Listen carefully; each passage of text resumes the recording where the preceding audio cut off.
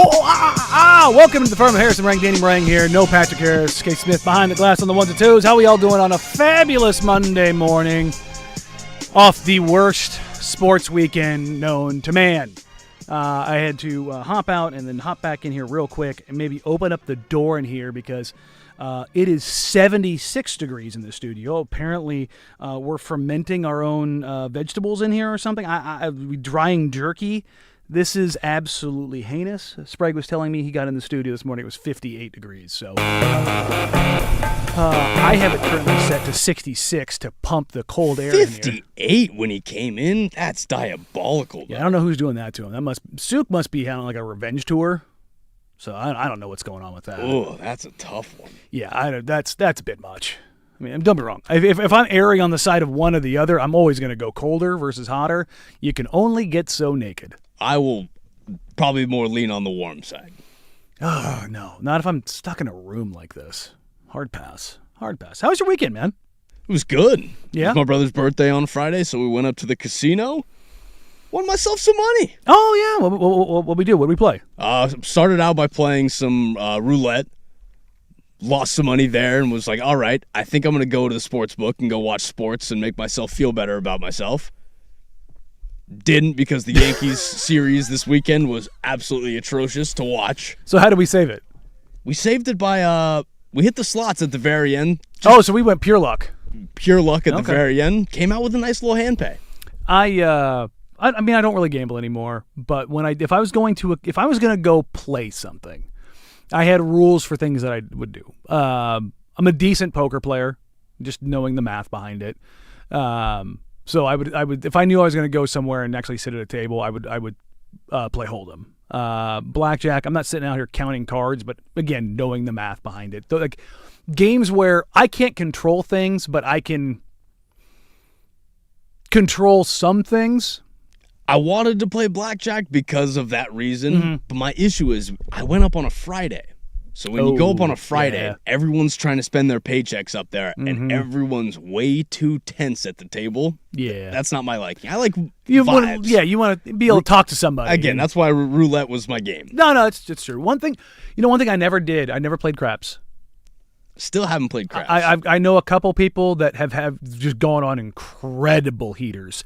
I actually saw something the other day, and I was debating about putting this in Web Gems this week, so I'm burning something on this, and I probably shouldn't do that because I just said it was the worst sports weekend known to man. I was talking to Sprague, and when we had a little break there, I don't know, about an hour ago when I popped in, and we both had the same thought. I was talking to my fiance, he was talking to his wife, like, Monday is gonna suck. Like, I was sitting there Sunday night praying, like, please, something, anything. I'm sitting there like, am I going to have to talk about WNBA clotheslining and fouls and refs that can't get out of the way that want to call technicals? Like, do not make me have to do this. And that's freedom. Back at it again. And Royce White, that league has so many problems right now that I don't want to spend any time on it. It's violently dumb, and I'm sitting here going, don't make me do that. But thankfully, don't do it to us. Thankfully, Oregon State delivered, which we will get to here to start off the show here in a little bit. We'll do a little bit of Blazers talk. Sprinkle in some college football. Dan Hurley being mad. There's also we'll wrap up today's show before closing arguments. A little salute to Nelly Ball, to Don Nelson, NBA basketball legend, passing away at 86 years old. Want to give him his flowers. I have a Don Nelson story from back when I was watching basketball at the arena, at the RG, at the Rose Garden back in the day. One of those weird things that happens in NBA history that if you were in the building, you're just like, what the heck is going on? And Don Nelson losing his ever-loving mind. So we'll reminisce over that. But were you up at Alene? Yes, sir. Okay, yeah. Did you stay up there, or did you pack it up for the night and head back? My parents stayed up there, but I packed it up. I'm telling you, man, if you get a chance to stay up there, stay up there. I was thinking about it. Dude, that hotel's nice. It is. Like they're kind enough to hook us up with rooms when we go up there for March Madness, and it's especially you and me living further south, like not having to drive an hour and 15 back. Super nice. I didn't mind the drive back. Yeah. For some reason, no one was on the road, so it was just a nice little cruise back into town. Just OHP waiting for you. Pretty much. It is now 13 days until the wedding, so we are the pucker factor has kicked in. So we are doing all of the last minute buttoning and snapping and dotting and crossing. Suit fits? Yes, it does. There we go. You can put it on the board. Threw that on, told the fiance, looks good, babe. And she's like, cut your hair. I've waited. Here we go, take it off of the YouTube. YouTube.com/105.1. Fan text line 503-864-6326 to be a part of the show as always. But I have waited I have done a very light trim on the facial hair and have not touched. I shaved my head in June with the purpose of just, we're going to let it grow so the barber can work with more. And again, you don't want to. Are you the type of guy that likes the next day, the fresh look, or do you like a 3 day. few days? 3 day. A few days. Yeah. So the plan. You have to have a few days to feel exactly where you need to be in the pocket. So I would love to do it on the 20th, but I think I have to do it on the 21st. The 20th, the baking venture has another event that night. So Can't get hair in the baking. well, not just that. It's like I can't leave her to go handle an event for 200 people. So my haircut's usually about an hour 20 when we do the full. Yeah, my biggest issue would be you scratch the chin one time and then a few little speckles fall down. Oh, you look yeah, down yeah. and go, I think I need a face mask now. Yeah, no. She won't let me near. And when she's prepping, I'm not allowed in there. That's not a thing. The only thing that I do in the kitchen currently is pack things up and do the dishes. I always tell her, I'm like, you're baking, you don't do dishes. So that went well. My soon-to-be stepson, he got his suit, fit him great. It's the first time he's ever worn a full-on monkey suit. So he put it on, and he hadn't seen himself in the mirror as he was putting it on. So I go take a look, man. He popped in there. Boy, was he peacocking. He's like, oh, I like this. I go, yeah. It feels good to dress nice some days. When you get something tailored and it's fitting the way it needs to fit, he was like, oh, here we go. So he's suited and booted. He was good to go. She did the hair test yesterday, and she was thrilled with that. So now I think the only things we need to iron out is we need to head up there and select the vintages. We need to select the bubblies and the wine for the event. Do a table count for centerpieces and flowers and decorations and that kind of stuff, and then I think we're pretty much good. I think she ordered some wedding favors. We got the welcome board on the way. You're getting down to it. Yeah, it's really, like I said, it's just doing the final things.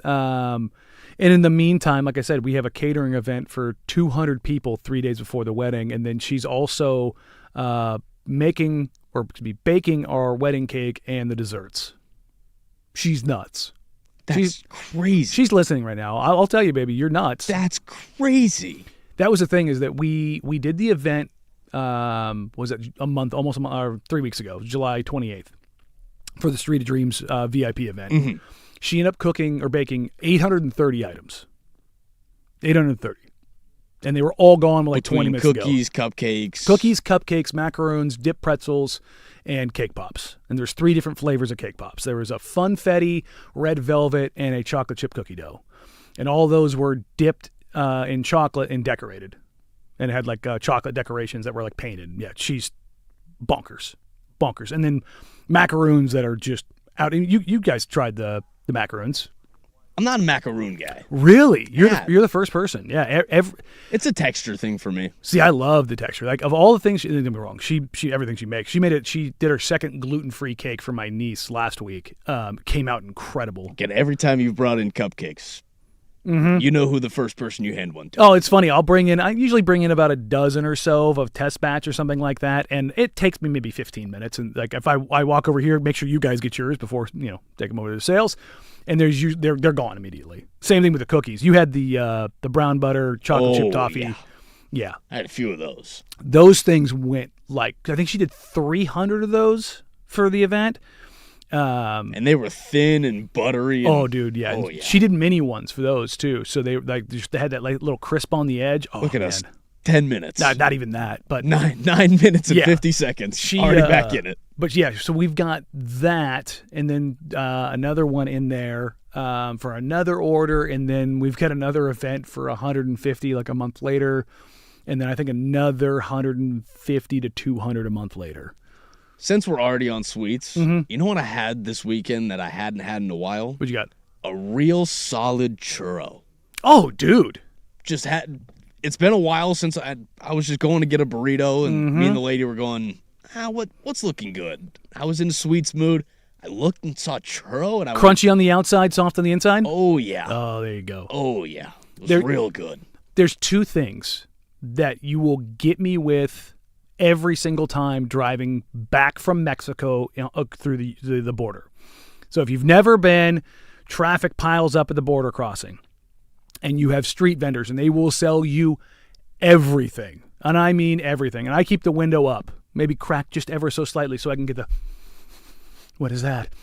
When they come through with the piping hot churros or the bag of pork rinds with the hot sauce they put in the bag, and like you can hear them sizzling still.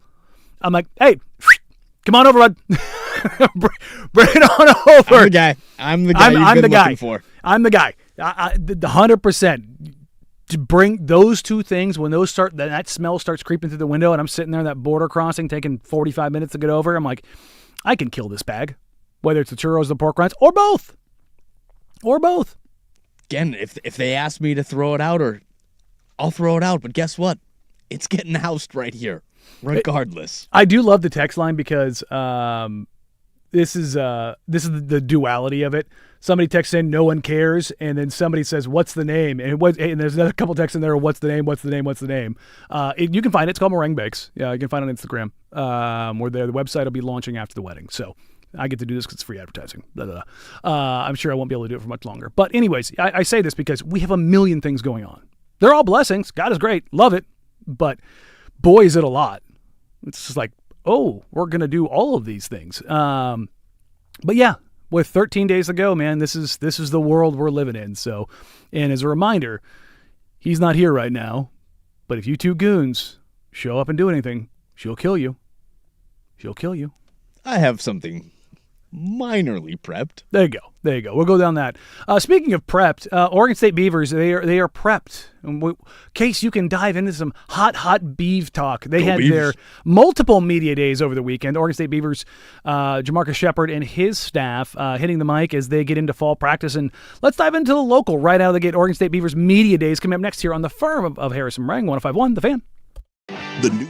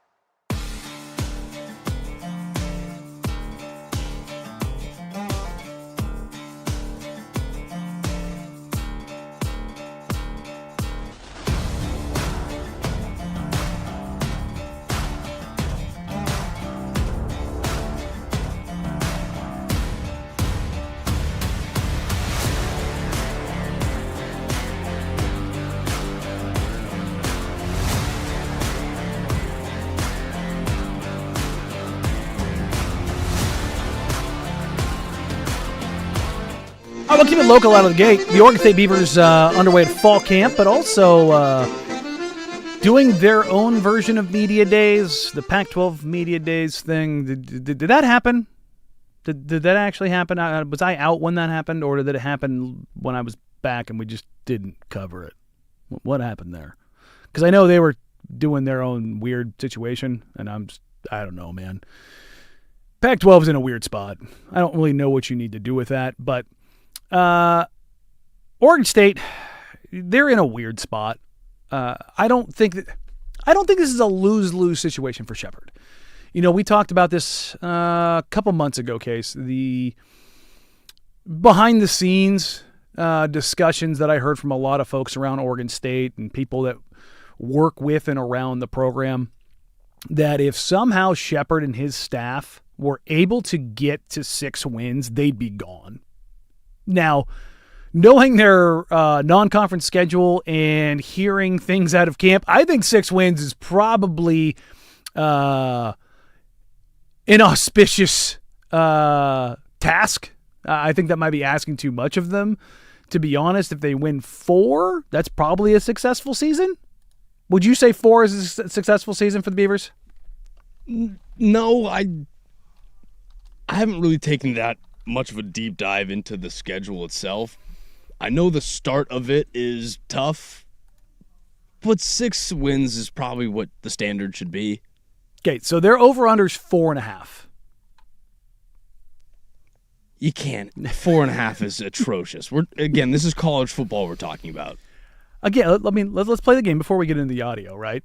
Oregon State Beavers, their schedule. Please load. I'm begging. Oh, no. It crashed. I've got it up for you. There we go. So they're going to open up at Houston. Houston's a top 25 team, right?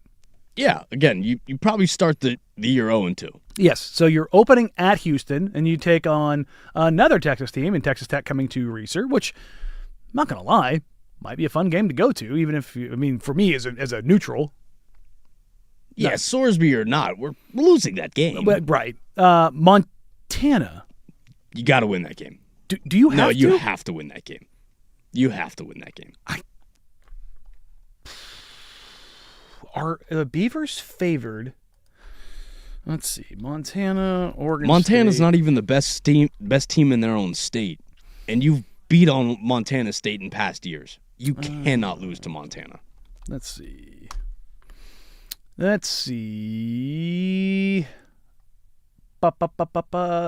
got the Montana State, Oregon. I don't have the line for that game yet. Okay. I'm surprised that line isn't out yet. They usually put a weird one up there. Okay, so you're 1-2 to start. How are we feeling about UTEP? I think you have to win that game as well. On the road in El Paso. That's, in September. Still could be 1,000,000,000 degrees. Colorado State? That's going to be probably the first real test. Fort Collins, you're playing at some altitude. Colorado State's we've seen them in scraps before. Mm-hmm. We saw them in, the double overtime game versus Colorado when Shedeur Sanders and Travis Hunter got knocked out of that game. I think Colorado State's a good program. You have to win that. San Diego State. That's the one that is the biggest question for me. Okay. So that one's probably the third L of the year. Okay. So at this point in time, you're, 1, 2, 3. At best, you're 3-3. Mm-hmm. At best, 3. Okay, I'll give you benefit of the doubt. 3-3. 3-3 are going into your showdown against Washington State. And that's, I think, where you want to be. Is you then are taking this year going, all right, we're still in such a transitional year. You win against Washington State, I think you feel good about that. Fresno State? That's also a toss-up as well. Okay. Because Fresno can have a few dudes, but... So we'll give you benefit of the doubt. You split programs, these. Yeah. These are your measuring sticks. These are the ones where you should go, all right, where are we at? But also, historically, we should dominate these teams. Okay. So 4-4. We'll split those, okay? Then Texas State. I think you're losing that game. I think we win that game. Okay. I'm going to go with you here. So this is your record. So that's 5-4. I think we win that game. Texas State, I know, is go ahead. In the same division as North Texas, or they came from the same? God, I can never remember where they were before. Okay, so they start the year. Sorry, they go Texas. Texas State starts the year going Texas, UTSA, then North Texas. Okay. So that's where I had it. There you go. But okay, you're going 5-4, so you're clearing the over, right there. And you Texas wrap State up, did beat North Texas last year. That's what I'm saying. Texas State's a good little program, so I would definitely give you a loss there. I'd say you're 4-5, and then you're at Boise State. That's 4-6. Mm-hmm. And you finish with Utah State. Yeah, you really do have to beat Colorado and Fresno State. If you want to hit your 6, you have to beat Colorado and Fresno State. Yeah. That's really tough. When your non-con includes Houston and Texas Tech, yeah. And this is all because I don't know at all what this team looks like right now.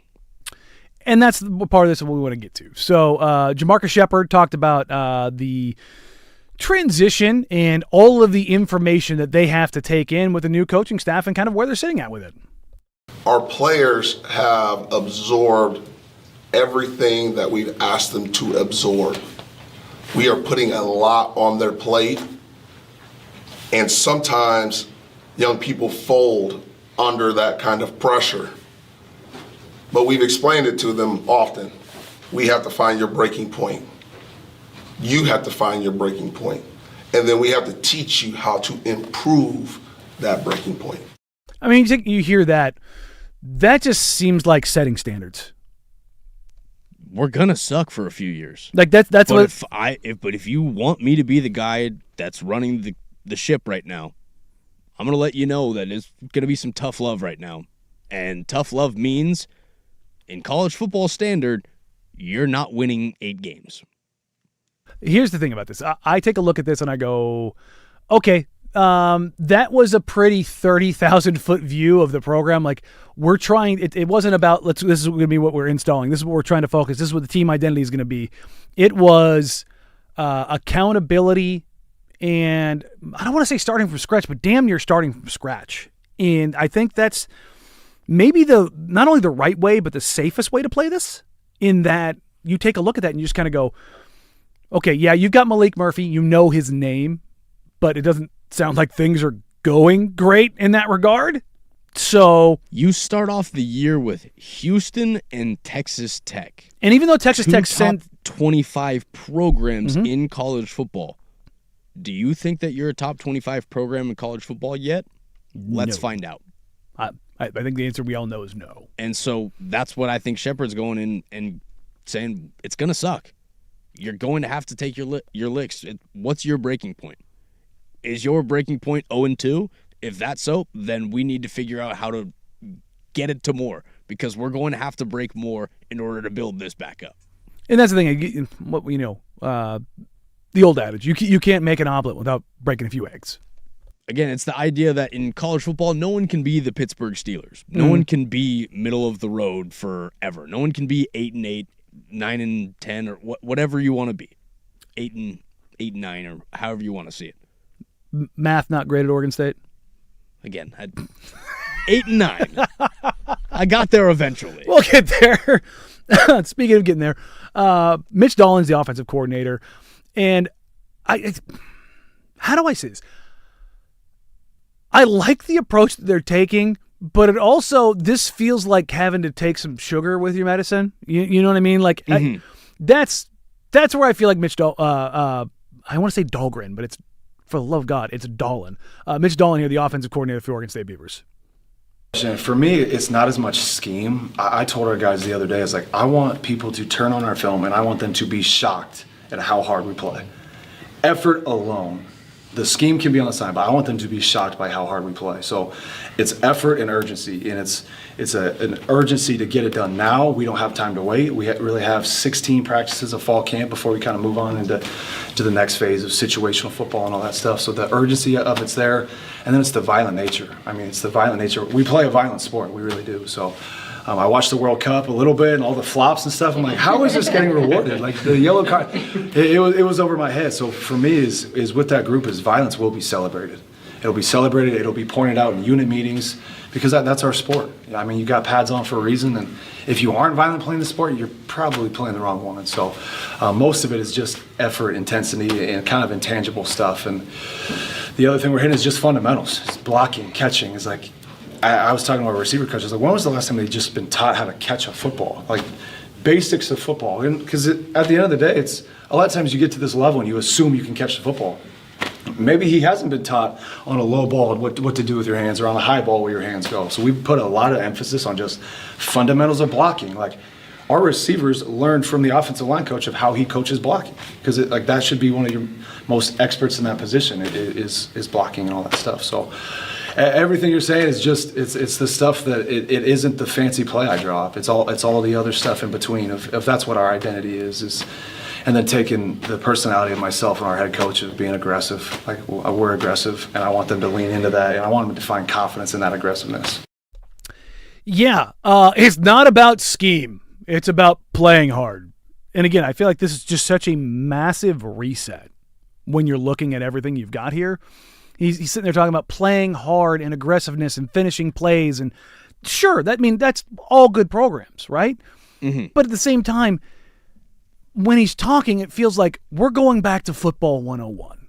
But I think that's what you have to do when you're reintroducing the standard. I think right now is Oregon State doesn't necessarily know what their identity is as a football program, and so this is trying to figure out what it is. Can we turn it into, the Iowa of the West? Can we, turn it into however you want to see it? Whether it's air raid, whether it's playing in the trenches, whatever it is. But what he's saying is that we need to be the most disciplined team. We need to be the most fundamentally sound team out there, because that's the way to set the standard going forward. Yeah, and I think, again, I'm not sitting here trying to beat them over the head, but it's very clear from Shepard and from Dahlin right out of the gate, and we'll get to McIntyre after the break, that what they need to do and how they need to go about it is very much dialing everything back. He's sitting there talking about the idea of, no, our wide receivers, when they're learning how to block, and they need to go work with the offensive line coach and really learn how to block.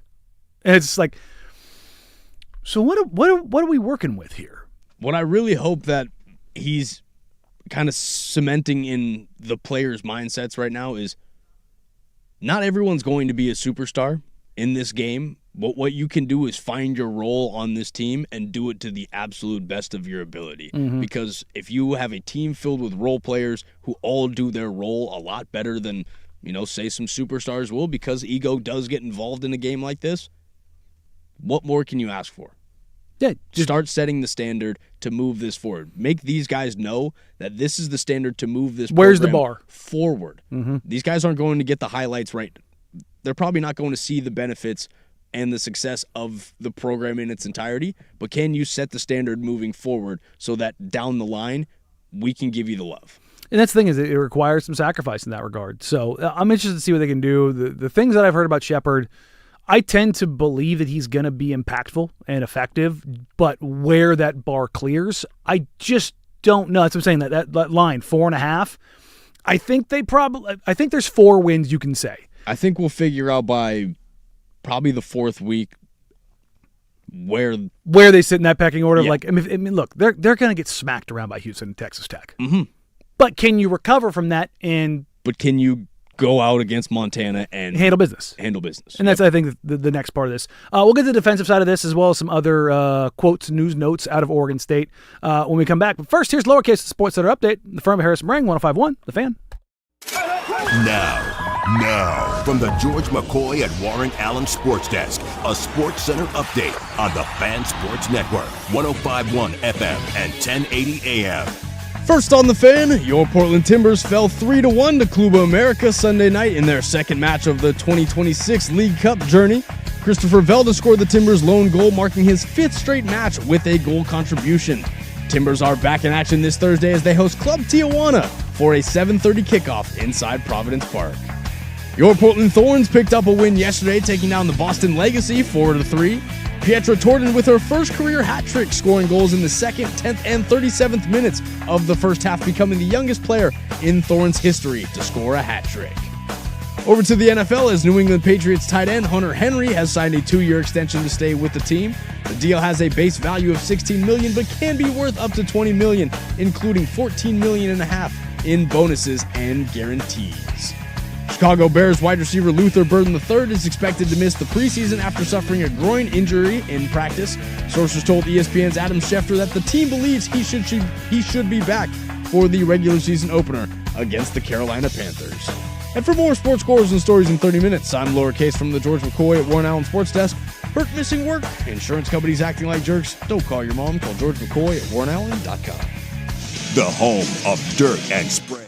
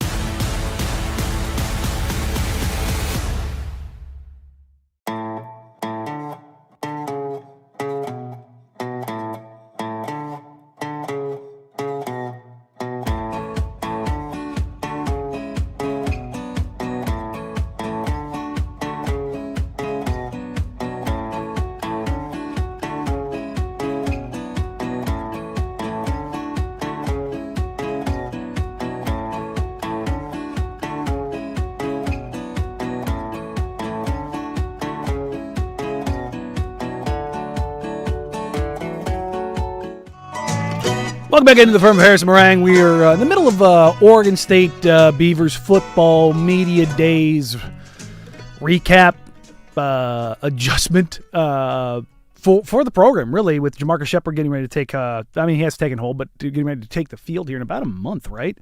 What is it today? Today's the 10th? September 5th is when the Beavers take the field officially. A little bit more than 3.5 weeks. Yeah. Damn. That's right. 0 weeks coming up in 2.5 weeks, right?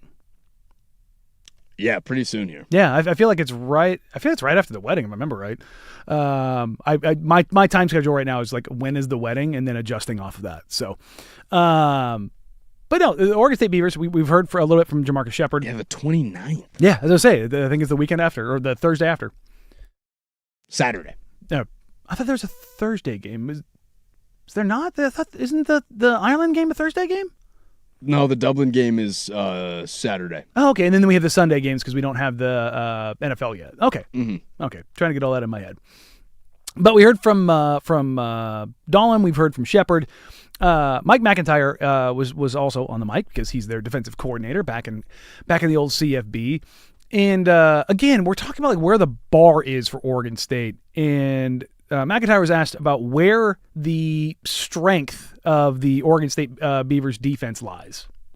I would say, our D line inside and our linebackers are our most experienced part of our football team, which is good to have the strength up the middle and that for the run and different things, and the eye discipline that those linebackers have to have for pullers and shifts and all, and reading if a guy's light, they know what's going to happen if it's a pass or run by the D lineman. Those are big keys that give you ability to anticipate plays, and when you've played a lot, so I feel very comfortable with their having ability to play a lot, and they can see things, pretty quick. When you look at this team, again, my era of Oregon State football is a little bit different than yours. Oregon State football being on the cover of Sports Illustrated, and Ocho Cinco and Husmanzada and Jonathan Smith and Ken Simonton, like, go down the list. I mean, even into the next years, the groups of guys that came through there, who is the biggest name that you had when you were at OSU? Damian Martinez. When I was in school? Yes. Yeah, it's Damian Okay. Martinez. So, again, still had some dudes. We had a lot of dudes. Okay. That and DJ Uyunglele.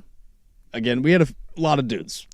Defensively, that's where I think the shine was. But Damian Martinez was probably the biggest star. There you go. But Oregon State defensively has always had maybe not the biggest names, but there have been guys back there. Sabby. But we go down the list. It gets real short real quick. We're talking just defensive players? Defensive players, yeah. Jordan Poyer, Jaden Grant, Keaton, Katano Ladapo. Again, there's a lot. Those played What position did all those guys play? Safety. They've always had a guy back there.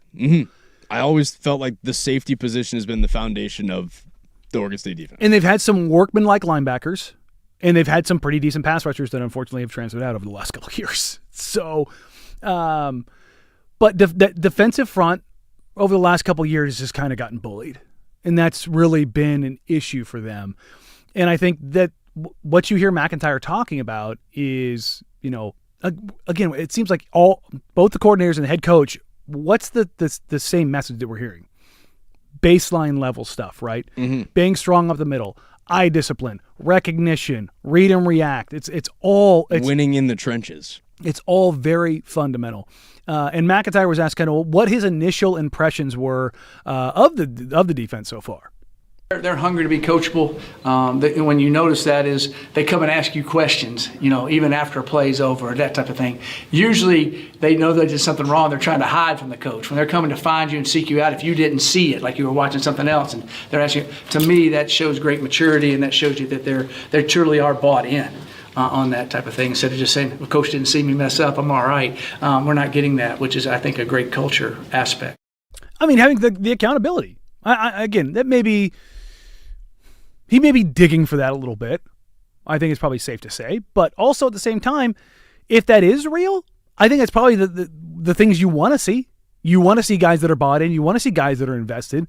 Because on the flip side of this, I think unsurprisingly, Oregon State was picked dead last in the media poll for the Pac-12. And head coach Jamarcus Shepard was asked about it. I had no idea that was even the case. So it has zero bearing on what the 2026 football season will be. I'm not using it as fuel to fuel the fire. We have to go out there and be able to execute at a high level, or otherwise we'll be what they told us we're going to be. Block out the noise. There's going to be nothing but noise surrounding this program until you do something. Until you do something. So what we have to do is just go to work. Just go to work. The line there, I wasn't aware, and then he also says that's where we'll end up there if we don't do the things like you're aware. Anytime a coach, a player, anybody says that they don't, they do. They do. They all do. There are so few guys across sports who don't read that stuff, who don't watch that stuff, who don't see that stuff. And it's very rare. The number of times, I'll be up there in a press conference with Blazers postgame. And a player will say, I don't really pay attention to that. And I will go back to the locker room and somebody will show me their phone of like something somebody said, or a player or a coach will text me, what is this idiot person saying about, like, why would they say this? Like, they all do.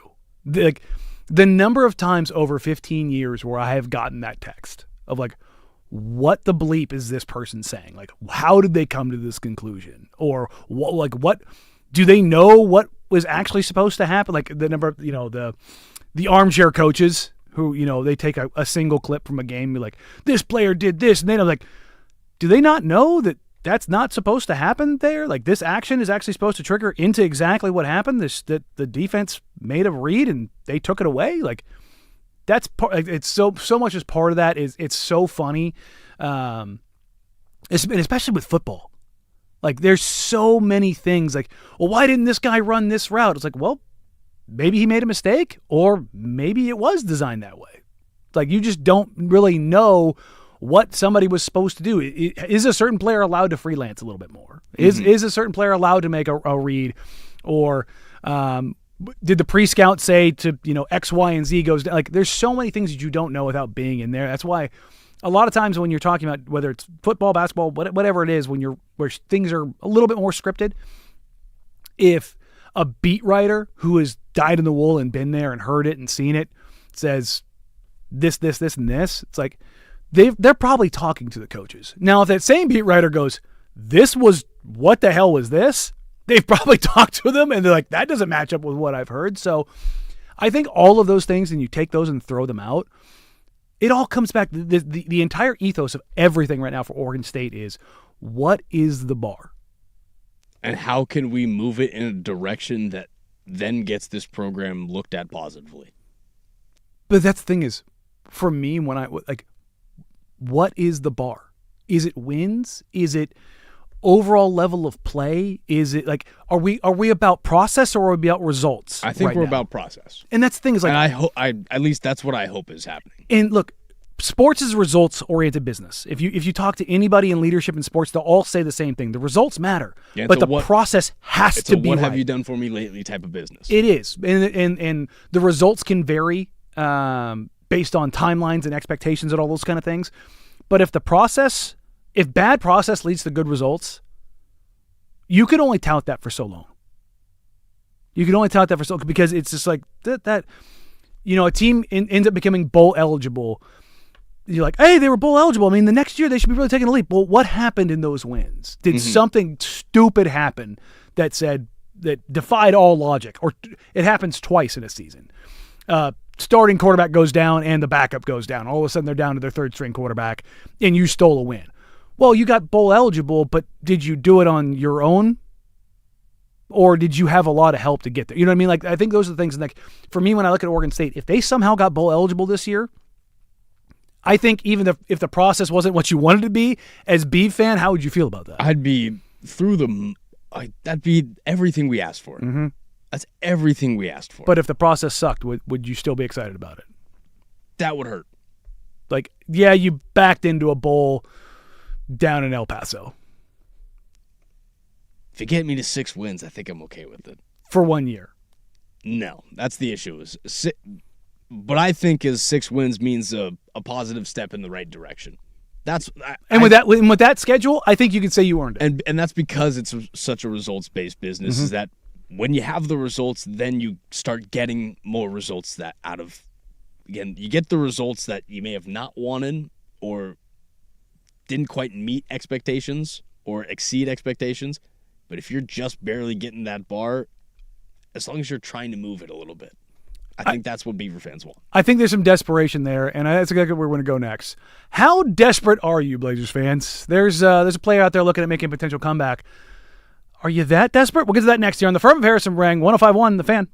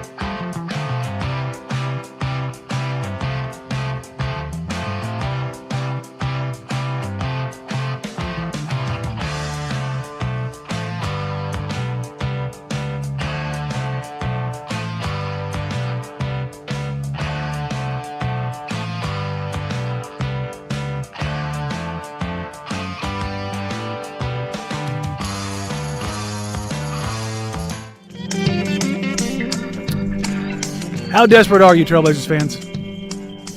It's August. You know what that means? Early in the winter, we get the groundhog. He comes out. Does he see his shadow? Do we get more winter, or do we get spring earlier? Mid-August, does Ben Simmons come out and does he see his shadow? Oh, God. That's how you know we are in the dead period of the NBA offseason. Second week. Oh, no! We suck again! Second week of August, Ben Simmons workout tapes and Ben Simmons news and notes comes out. Why? Because Ben Simmons is a physical specimen who is an unbelievable defender and one of the best creators in the modern era. His talent is through the roof. Always has been, always will be. 10-cent head. Got at LSU, I talked to folks that were around the program back then, and they're like, his talent is crazy. He does not give a damn, and he's got the wrong people around him. This is the guy who was a multi-time All-Star, finished second for Defensive Player of the Year, Rookie of the Year. Like, the dude can play. He's a triple-double machine, great rebounder, great creator, can't shoot to save his life, but positionally, defensively, can cover everybody. Look, Ben Simmons defensively, had he matched up to his talent, would have been an all-timer.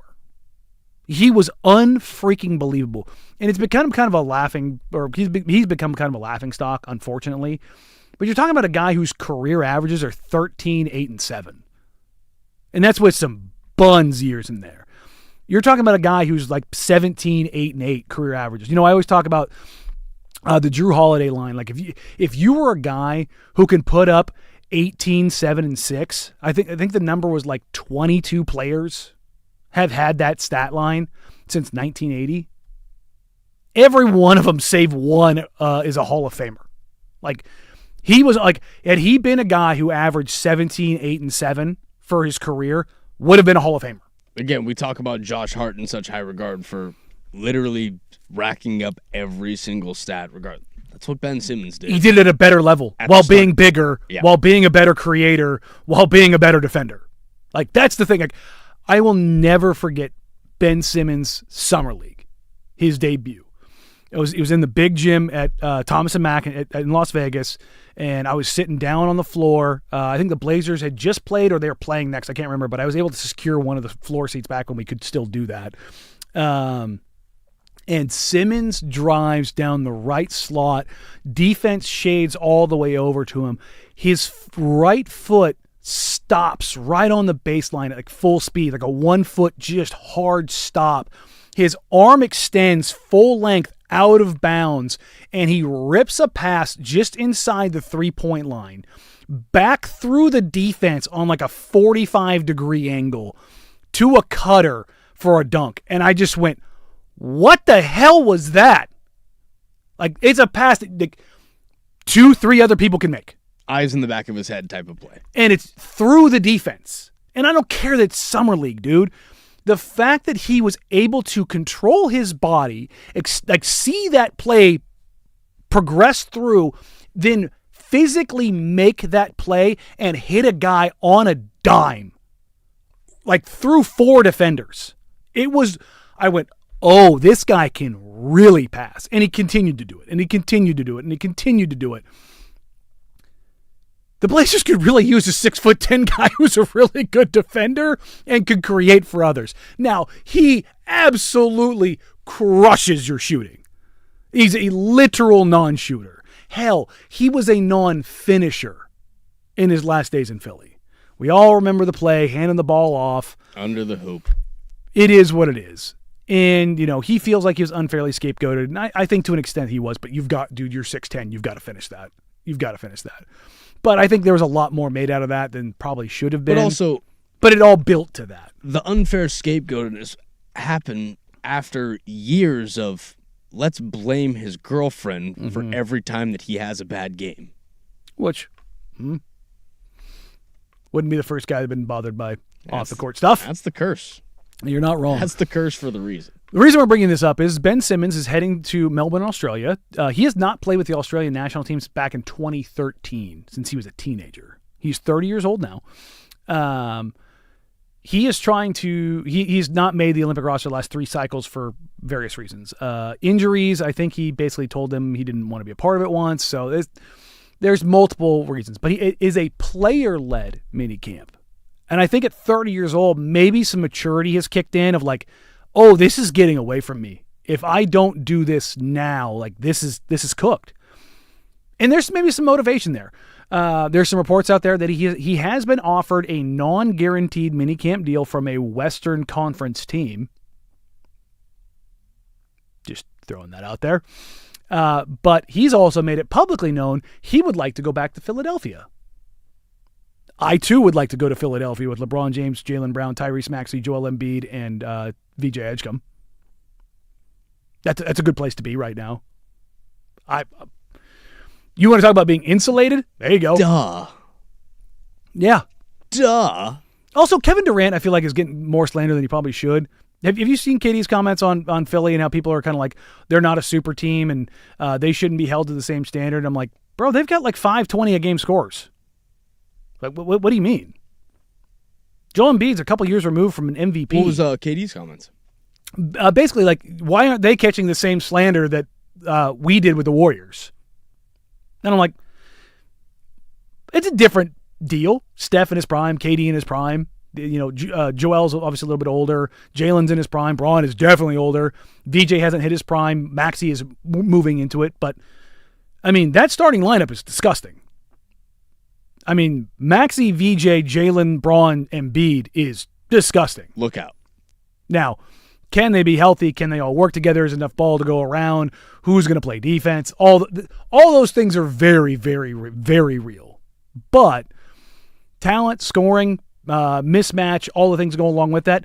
You throw Ben Simmons onto that team and you get, 14 to 18 minutes a night. Let's say he is a good defender. Let's say you allow Maxey and Edgecombe to play a little bit off ball. And he just evolves his game under LeBron.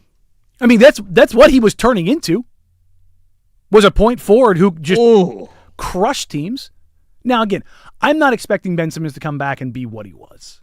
But if Ben Simmons can be essences of it? Mm-hmm. If the Blazers could add Ben Simmons to their roster on a cheap deal, add a 6'10", incredibly versatile defender, if his head's on straight. Say they don't get his finishing ability, he's still a top 20 defender in the league. And multi-positional defender, and as a creator, again, we had this argument, off air before the show. You say he's a top 5 passer in the league if he comes in immediately. I think Ben Simmons in 15 years of covering basketball professionally, Ben Simmons is one of the 5 best passers I've ever seen. As a passer, he's that good. Now, I know all the other stuff around him. I am very, very, very, very well aware. There was a time, I want to say it was year 2 or year 3, where his value was basically at his highest. And I was like, I would give up CJ McCollum and picks for him to put a big wing around Damian Lillard. I was like, yeah, in a heartbeat. I do that. Now, it would have blown up in my face because he self-destructed. But does coming here save him? I don't know. When was the last... Did he play in the bubble last? Is that the last time that he played? Was COVID? I think it was after that. Let's see. I got it. Don't ask me time around the bubble. I can never remember. Let's see. Doing it live on... Why is it doing this? I swear he played 18 games. He played 51 games between 24 and 25 for Brooklyn and the Clippers. Yeah, because 21-22 he didn't play because there was the holdout and the back injury. But yeah, 22-23 he played 42, 15 and 23-24, and then 51 and 24-25. There's just a lot of gaps in his... Oh, yeah. I mean, the injury was real, and also I think there was the mental hurdles that came with that, and then you get, the Ben Simmons reunion tour, the comeback tour, and again, But he went from, again, averaging 14... It's 14, 7-7. 14, 7, and 7. To 7, 6, and 6. That's a steep drop-off after an injury. But, again, beggars can't be choosers, and also, if you're adding John Morant and Ben Simmons in the offseason, you have become the island of misfit toys. But at this point in time, like, buy low. Cheap. Welcome to the void. Right? Like, just kind of look at it and just go down that path. So, I don't know. If he came in and got the spot, your shooting is going in the tank, but defensive versatility is going to go way up. Positional versatility is going to go way up. And they need something like that so desperately. But my God, him and Jaw on the floor at the same time. But that second unit, think about that second unit because he's coming off the bench. You don't start him. Oh, no, for sure. I mean, you're looking at 14 to 18 minutes a night. Mm. But, I mean, your second unit is, Jaw, Scoot, Shaden, Ben, Rob. athletic as hell. I don't think there's any second unit in basketball that's stopping that. I mean, you want to talk about a team that could run? Again, athletically, I don't think there's a single second unit in basketball that's stopping that. I mean, that's a team that could run. At bare minimum, it'd be fun. And it's what Mike Nori likes to say. I mean, bare minimum, be fun. All right, coming up next, we're going to pivot to college football. I saw this come across last week. Taking a look at the college football coaches who have the best records against the top 25 in college football. Just kind of like, I look at that and I go, who are your best big game coaches in college football? We'll do that next year on the Firm of Harrison Marang 105.1, The Fan. If you're a man...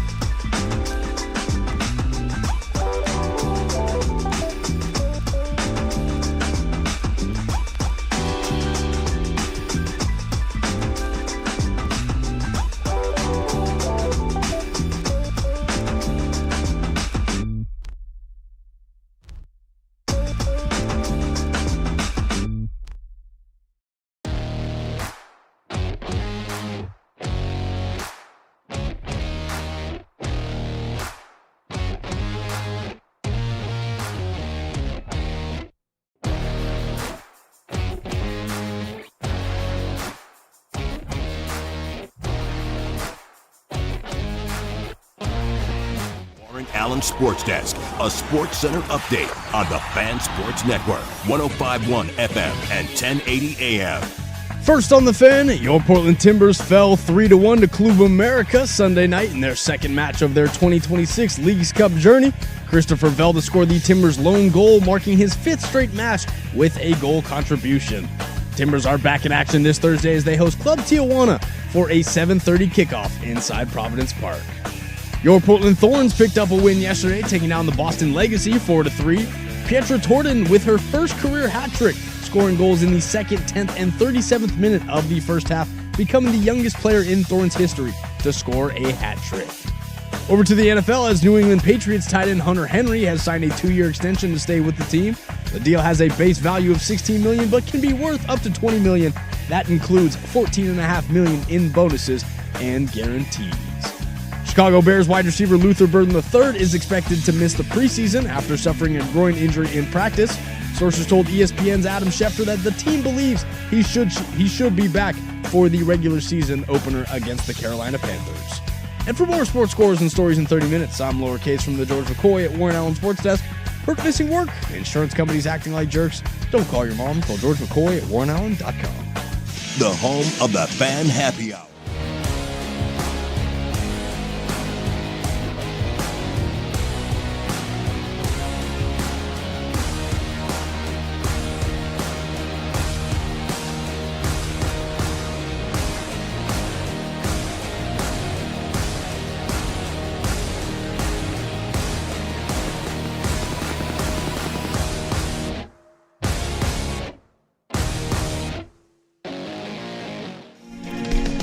Out number 2 here on the firm of Harrison Marang, Danny Marang, Casey Smith, lowercase behind the glass. Patrick Harris out until Friday.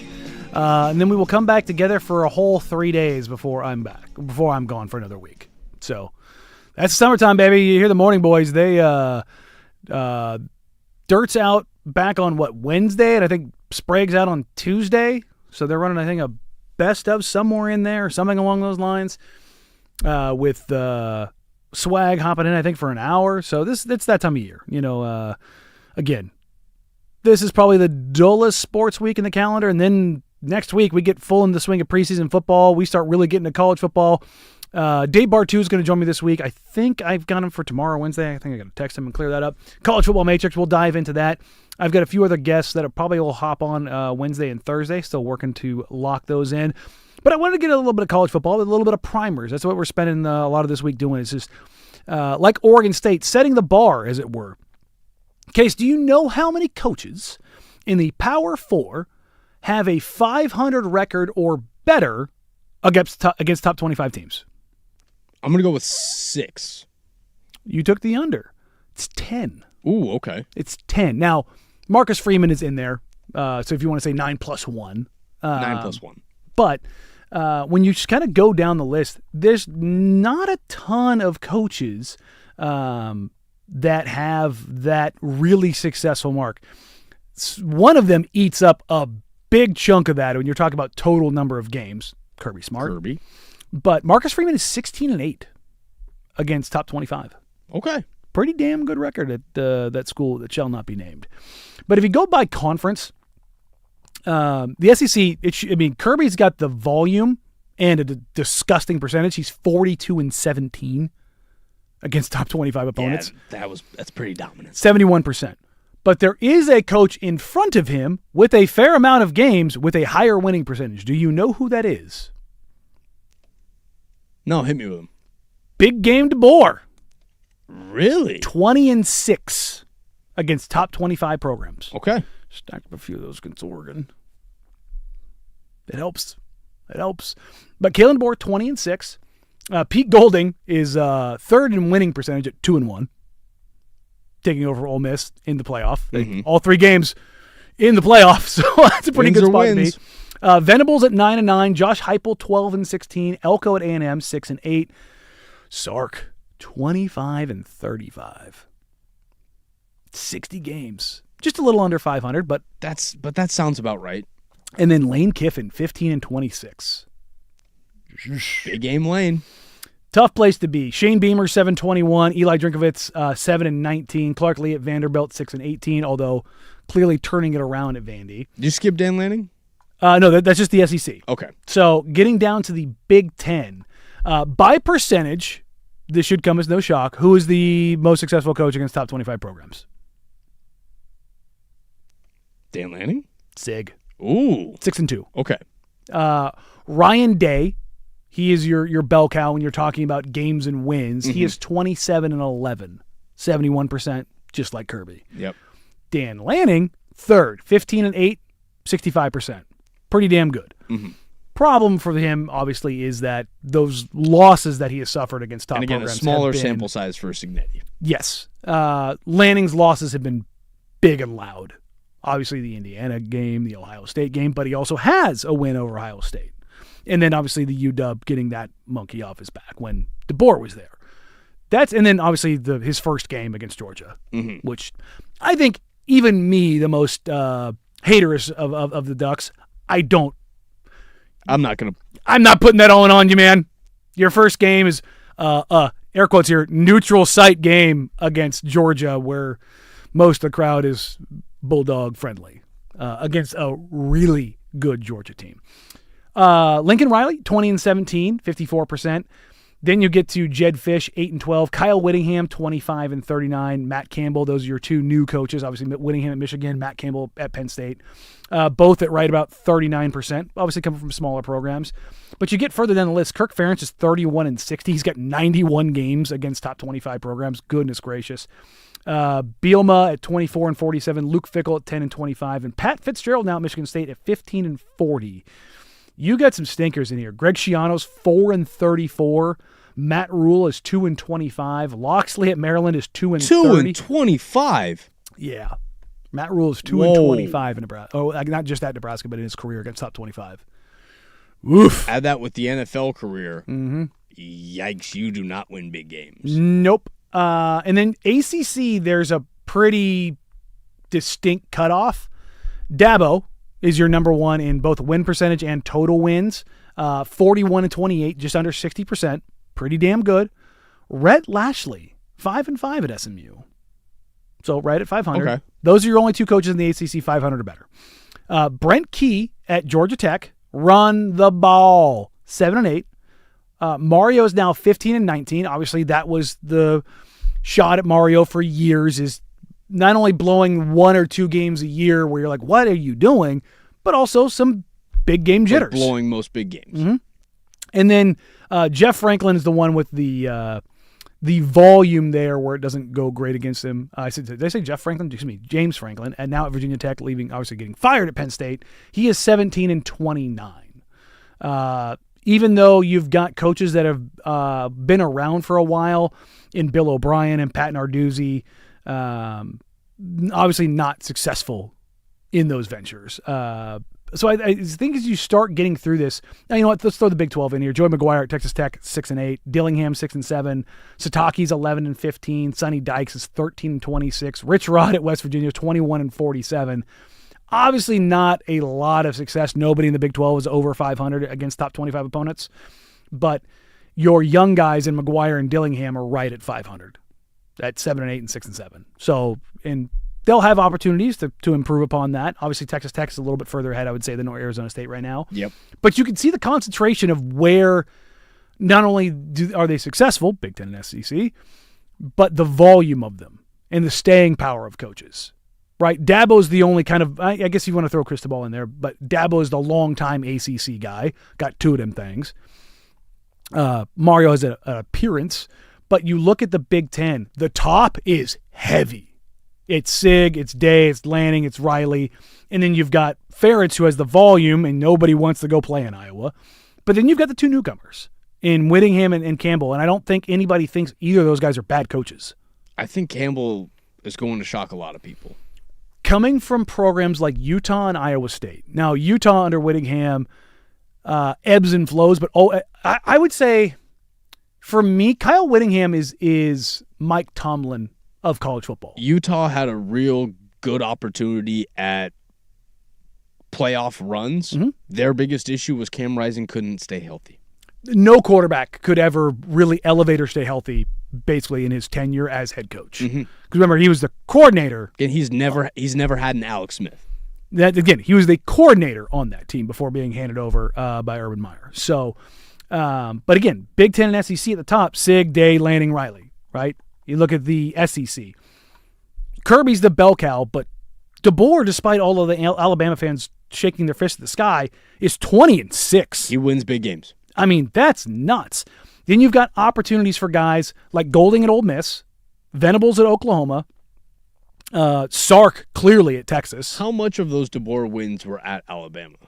I think he's got 3. Let's see. Because that 20-6, that's mostly Washington? Mm-hmm. Okay. Kalen DeBoer, top 25 wins. Because, that Penix run, they had, I think, was 5 games down the stretch in that playoff run where they played, I think, 4 top 25 teams, including the Oregon State Beavers, and dominated. I was actually wrong. He had 3 in his first year. Okay. In 2024, DeBoer was 3-1 against top 25 programs.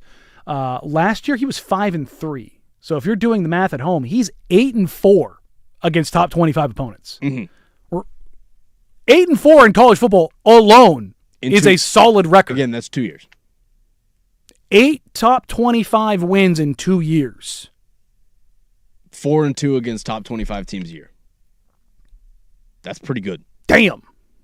That's pretty good. And they're shaking their fist at the sky at Alabama and trying to run him out of town. Well, why? Just bonkers. Again, results are process, though. Exactly. That's a results are process. And if any program in the country is saying Kalen DeBoer is our head coach, you're in a good spot. You're in a really good spot. Just make sure he can run the ball. I I just don't understand where people are at with this. All right, we're going to keep it in college football. It's anonymous scout season or an anonymous comment season, and they went around each of the power conferences and want to talk about quarterbacks. I'm just going to focus on the Big Ten, the cream of the crop, and how they kind of shake out and the expectations for guys like Dante Moore, Julian Sand, Jaden Mayava. You take a look at what expectations are and then what the other Big Ten coaches and coordinators have to say about those quarterbacks. I think it gives us a little bit of a lens of how they think not only those quarterbacks are going to do, those programs are going to do, and what those coaching staffs are currently doing with those guys. We'll get to that next year on the Firm of Harrison Marang, 105.1 The Fan. The biggest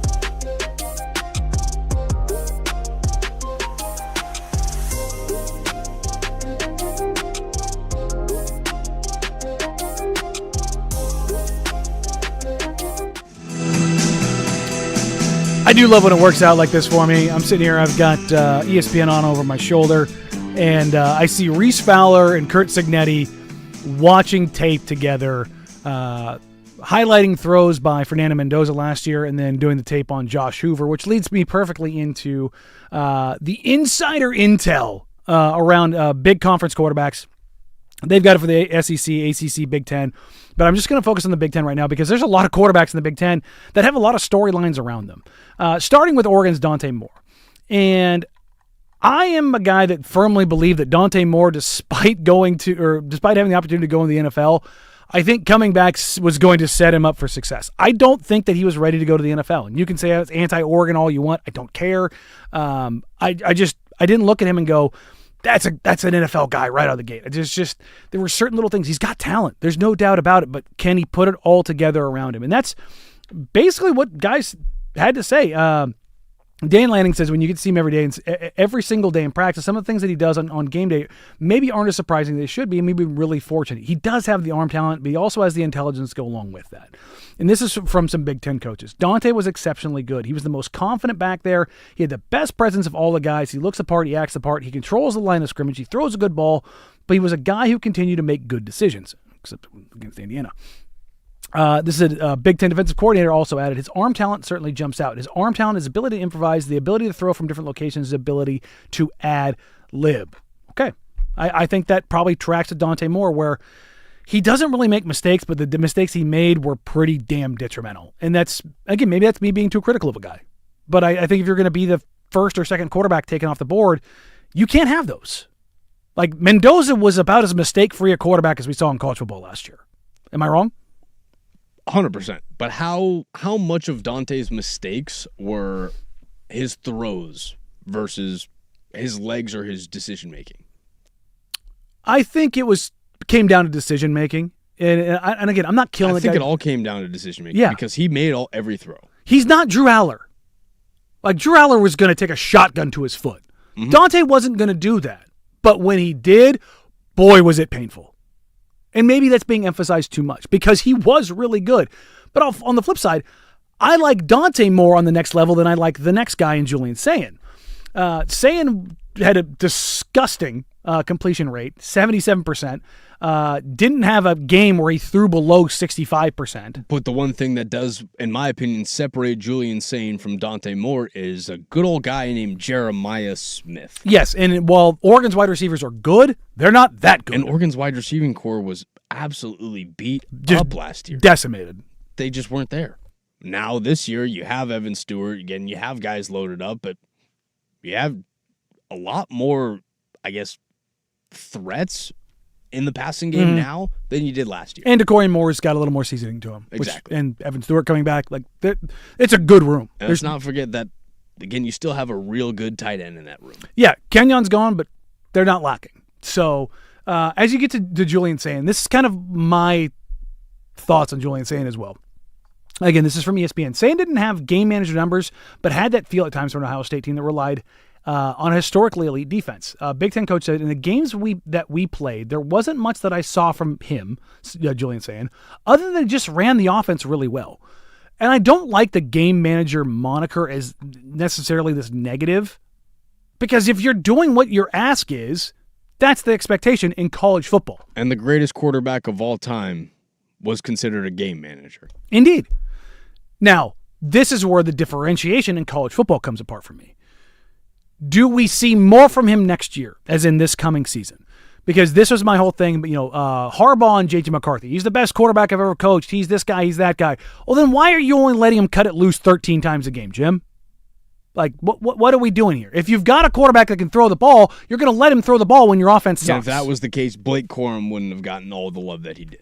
And Blake Corum, as good as he was before his knee exploded on him, was not Jeremiah Love. He was not Ashton Genty. And he's still like that. Let's not forget that Blake Corum was rushing for close to 100 yards a game when he was getting equal touches with Kyron Williams last year in L.A. No, I'm not taking away from him. But, like, if you've got a quarterback that's him, you let him go throw the ball. And that's what I want to see with Julian Sayin this year. Is like, again, this is a bit of a back-end compliment. He's not a very big guy, but I do like the way he manages the game and throws it. The way they use him, he's been pretty unwilling to run. He's a good athlete, but we want to try to get him out there where he doesn't want to be.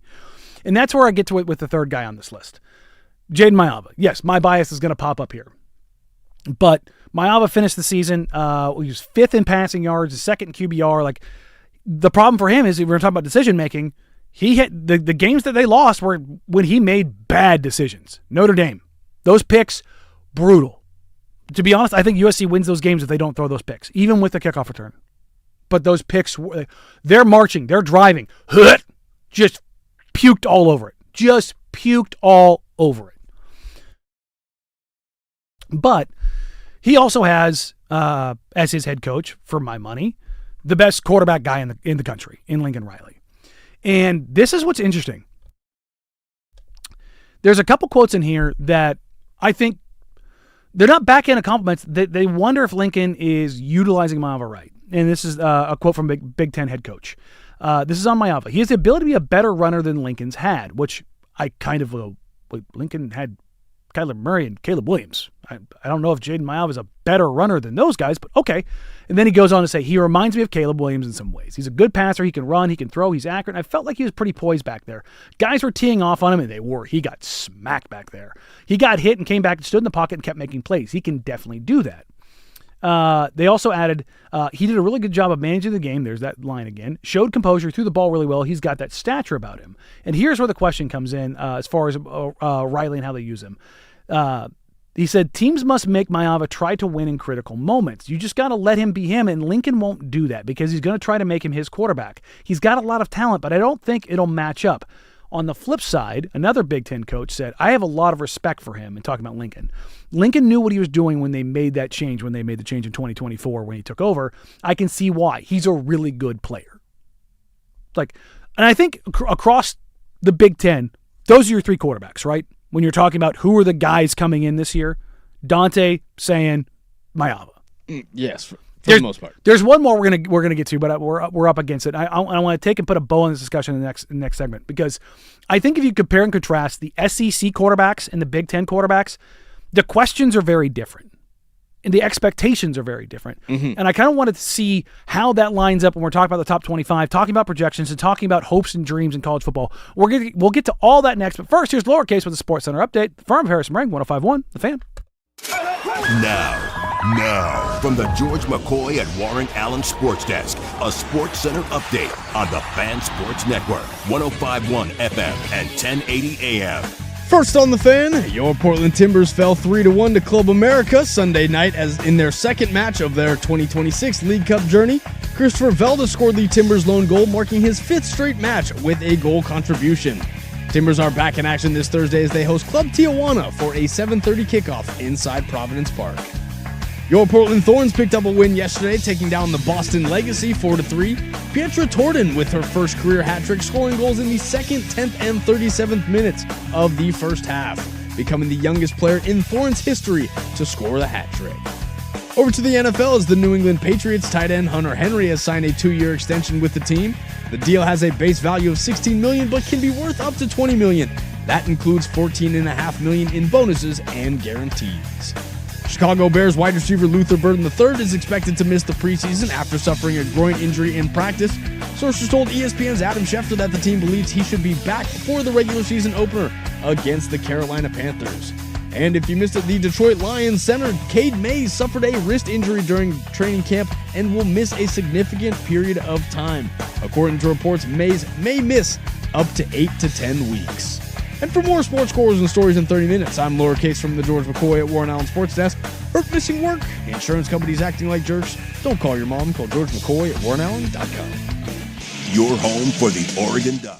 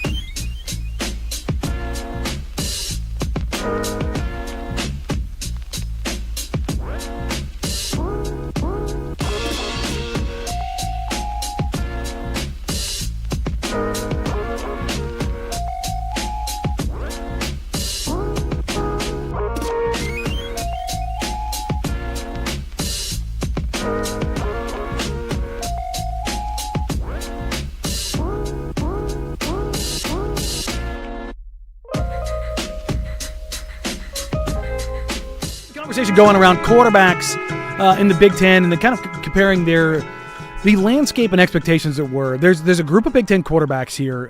You've got the big three. You've got Dante Moore, you've got Julian Sand, and Jaden Mayava. That's Oregon, Ohio State, USC. There's another group of quarterbacks in here where I think the expectations or questions around them, I think is going to kind of set the table for the Big Ten. I led off the segment talking about Kurt Cignetti sitting down with Reese Fowler, and they were talking about Fernando Mendoza and moving to Josh Hoover.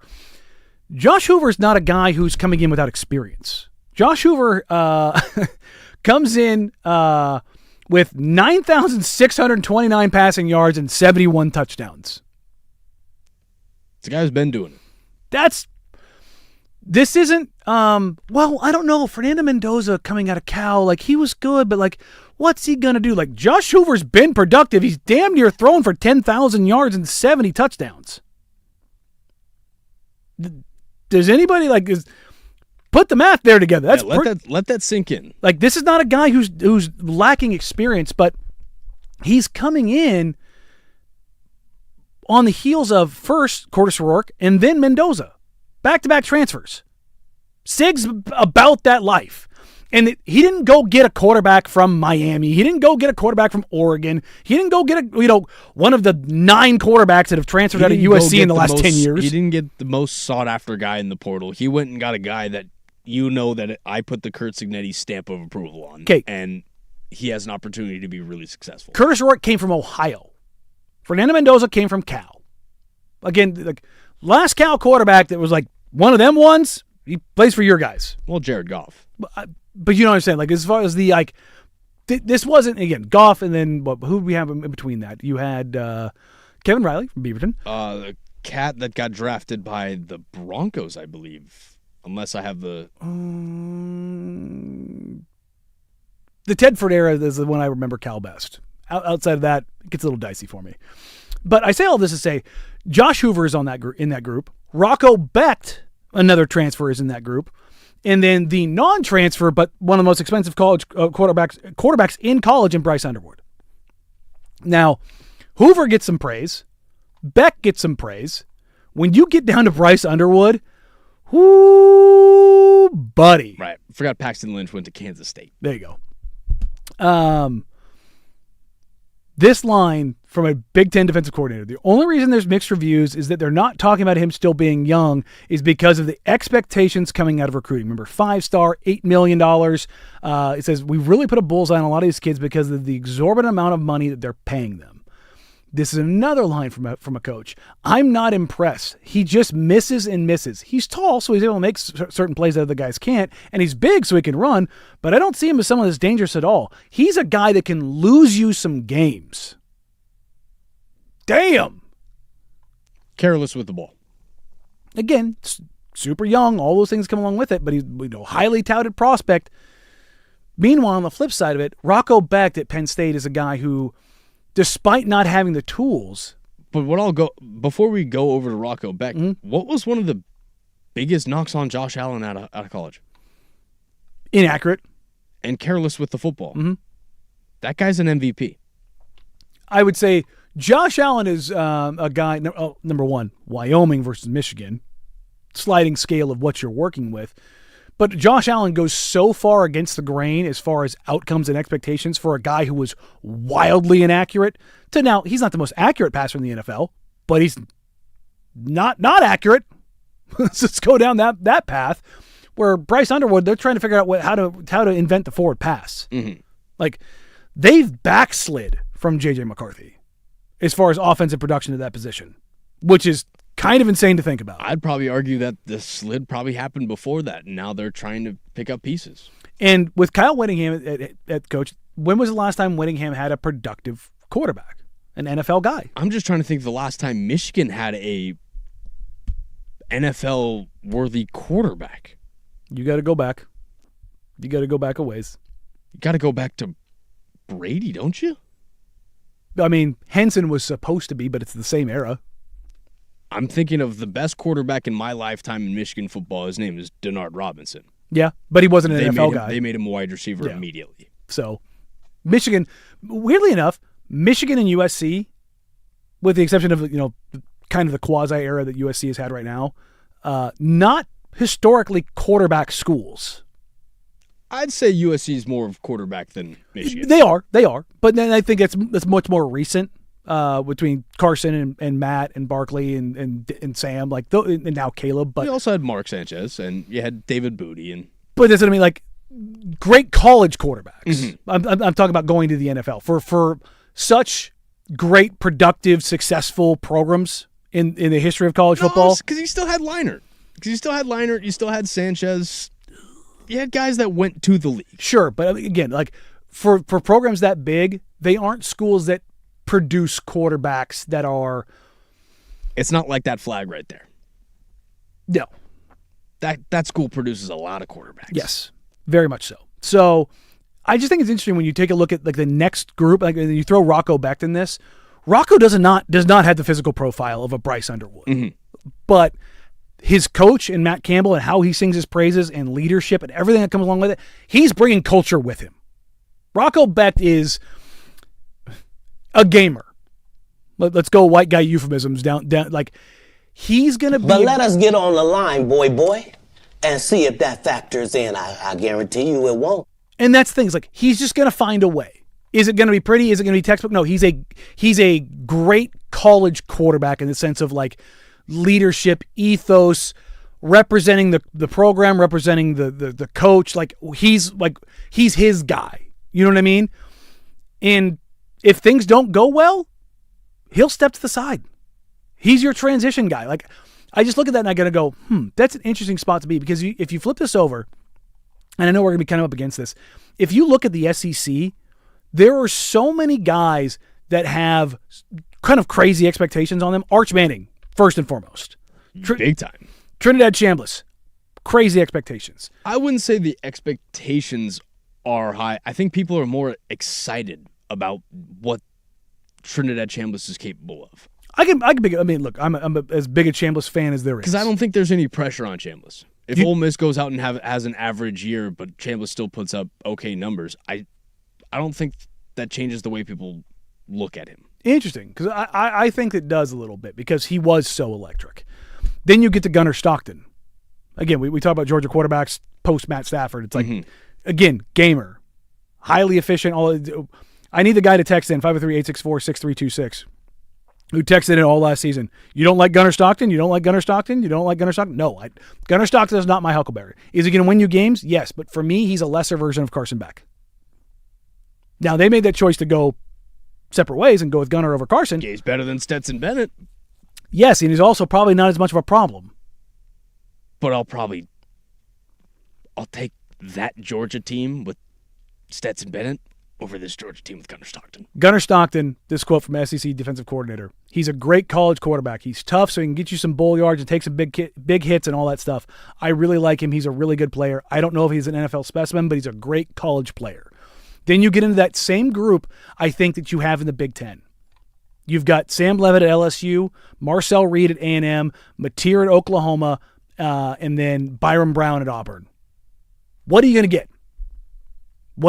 Now, some of those guys are transfers in Brown and Leavitt, where you've got Mateer coming back, obviously, off the hand injury. What are you going to get out of those guys? I think Sam Leavitt's going to be electric. I do too. That might just be with that Lane. Might be the Oregon again. Loving our homebred boys who play ball in the state. But he was also really freaking good at Arizona State. Yeah. So, but I think that you see that the top three in both conferences are like, it's a clear line. Like, yep, those are the three. What does this next group do?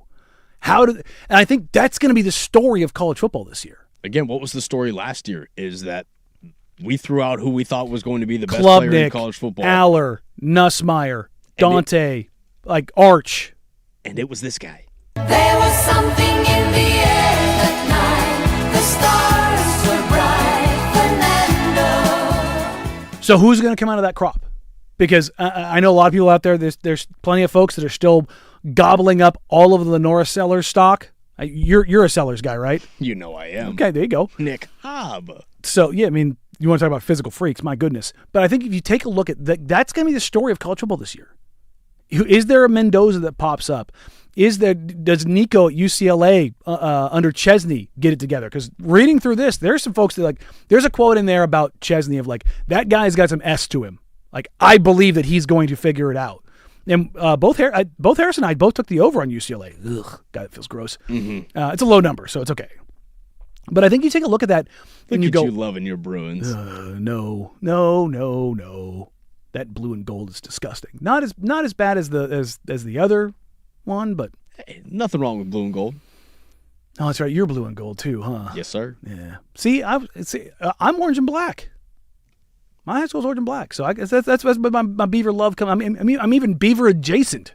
So, but I just thought it was a nice little primer of expectations for the top crop of the Big Ten, the top crop of the SEC. I think you would probably give the nudge to the Big Ten in Dante, Sayan, and Maiyava. Yeah. Over Arch, Trinidad, and again, if you encompass the entire list of college football, it goes Dante, Sayan, Maiyava, Arch, Trinidad, rest of the list. If I tell you your third best quarterback in the SEC is Gunnar Stockton, is that doesn't surprise me? Would you? Okay, real quick. I know again we're up against it. Would you take any of Levitt, Reed, Mateer, Sellers, Brown over Stockton? I'll take Levitt over Stockton. See, I would take Brown over Stockton. I might take Mateer, but I have to see what it looks like right now. So, but I'm definitely taking Levitt. That's fair. I don't have an argument against that. But I think that second tier in both those conferences, I think they're going to have such a massive, massive, massive impact on what happens in college football this year. Mm-hmm. The other guys, the top three in both, we expect them to be torchbearers, much like we did last year with that group of Klubnik, Aller, Nussmeier, Arch. Mm-hmm. I think we put Dante in there. I'm missing Altmaier at Illinois. Yeah. But I think this group for the SEC and Big Ten, what can they do and how can they match that in the next tier? Which of them rises? Which of them is the one, or how many of them rise up and take hold of their conference? I think I'm more interested to see who the Baron Morton is. Who's got bad intentions? Who's got bad intentions? Who does the flip side? Who absolutely pitfalls when the lights get on them? Lenore Sellers. Easy there. Well. Easy there. Well, speaking of pitfalls, his defense let up 30 points in the second half. I'm just saying. You can't put that on Lenore. No, but we can put plenty of other things on him. God, I can't talk. Wow. You can put the concussion on him as well? I'm talking like I've got a concussion. I tell you who wasn't concussed. They were clear of mind, clear of thought. Adam Vinatieri had his Hall of Fame induction speech, and ladies and gentlemen, it was a banger. We'll get to that here next on Web Gems in the Firm of Harrison Marang, 105.1, The Fan. Prime time.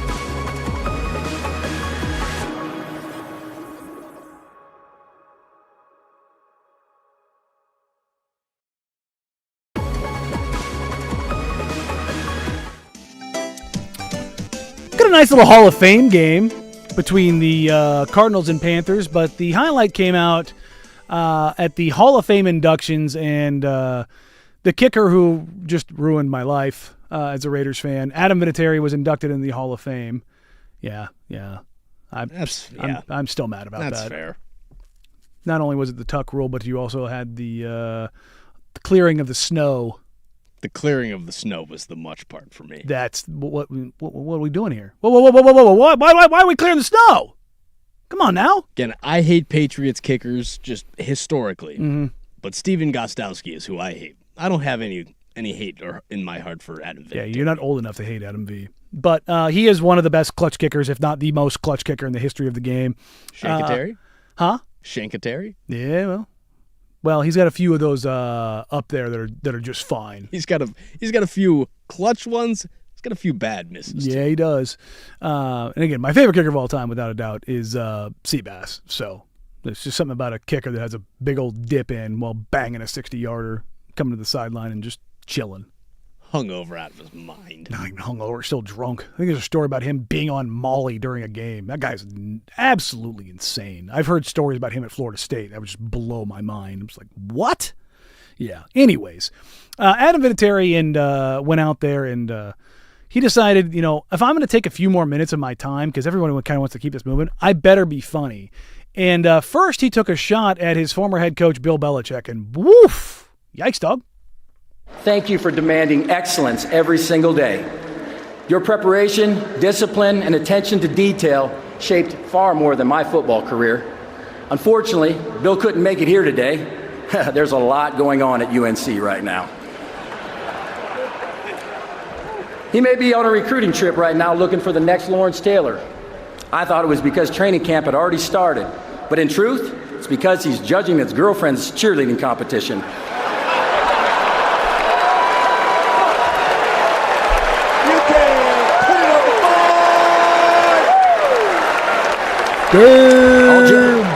All jokes aside, in my opinion, Bill is the greatest coach of all time. All jokes aside, when I fired off two of them, Bill Belichick was not there because he did not make the required voting ballot because of people not liking Bill Belichick, despite being arguably the most successful coach in the history of the game.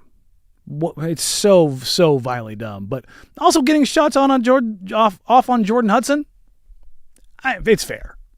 If she has one more thing in media that comes out about her submitting records requests about Pablo Torre, I'm just going to lose it.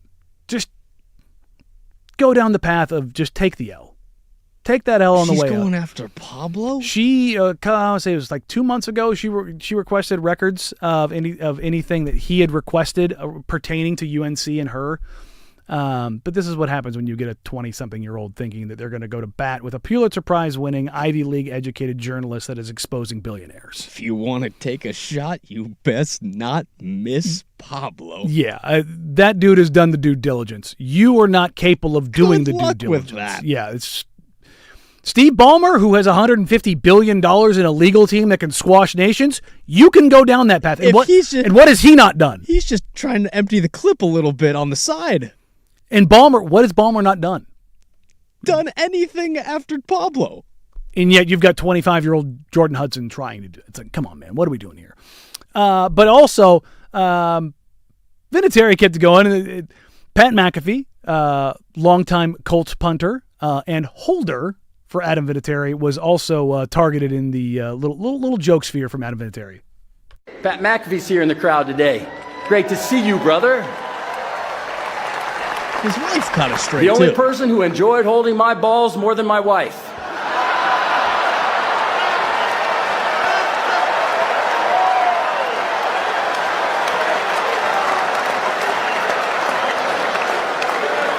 She held for me in the off season when everyone else was gone. Get that right. I mean, come on, man. Kickers and punters, you got to be a little bit different. McAfee took it in stride. He was, the camera cut to him, and he just laughed it off as one should, right? It goes to show you how easy it is to just be likable when you are a kicker. Step up, make kicks, be cool. Be cool, honey bunny. Like, God, who was it? It was, I heard a kicker the other day. Dicker's the kicker for the Rams, right? Chargers. I'm sorry, for the Chargers. And he was on some panel. They asked him what he does during the week. He's like, oh yeah, he was talking with Tim Howard and Landon Donovan, I believe. Yeah, I think it was ahead of the World Cup, right? And they're like, what does your week look like? He's like, Monday I kick. I've got it for you. Do we have it? Yeah, please play that. Because it's absolutely great. I think that's Wait, a Cam, different level. Did you say you kick 3 times a week? Yep. What do you do the rest of the time? Play FIFA. Hang out. So, game is Sunday. So I kick Sunday. Kick Sunday. Monday, Tuesday. I go do That's legs. I do legs on insane. Monday. That is Tuesday, insane. we go in. We're in there for like 5 hours. I'll do an upper body lift. We look at the game film. And then Wednesday, Thursday. What are you kick. looking at? Just stop the ball. Listen, I'm be honest, I'm with you. I don't watch much film. I've given back my iPad every year. There's All right, 0 hours so lost. Wednesday. Then Wednesday I kick. So we have What does that full mean? What does that mean? Yeah. Probably kick about 50 balls. I'm out there kicking an hour and a half. It's a lot. I mean, that's like It's you not would do that in much, if I'm training. being honest. 50 is like, All right. like some younger kids probably go out there and kick like 100. Younger kids? What are you, like 24? I'm saying like high schoolers. So again, it's like benefiting them. All right, You so then kick like 100 Thursday? balls. Then Thursday is a lighter kicking day. I'll do the field goals, hit some kickoffs, and then hit legs again, and then have 2 days recovery, then game day. What were we doing? What was I doing for 22 years? Pick the wrong I have a sport. good You know system what? going. My agent's over there, and he's done me wrong. I think that's... I mean, that's soccer players. Do you want to make more money and have less responsibility? Go be a kicker. That was him talking to the most famous soccer players in U.S.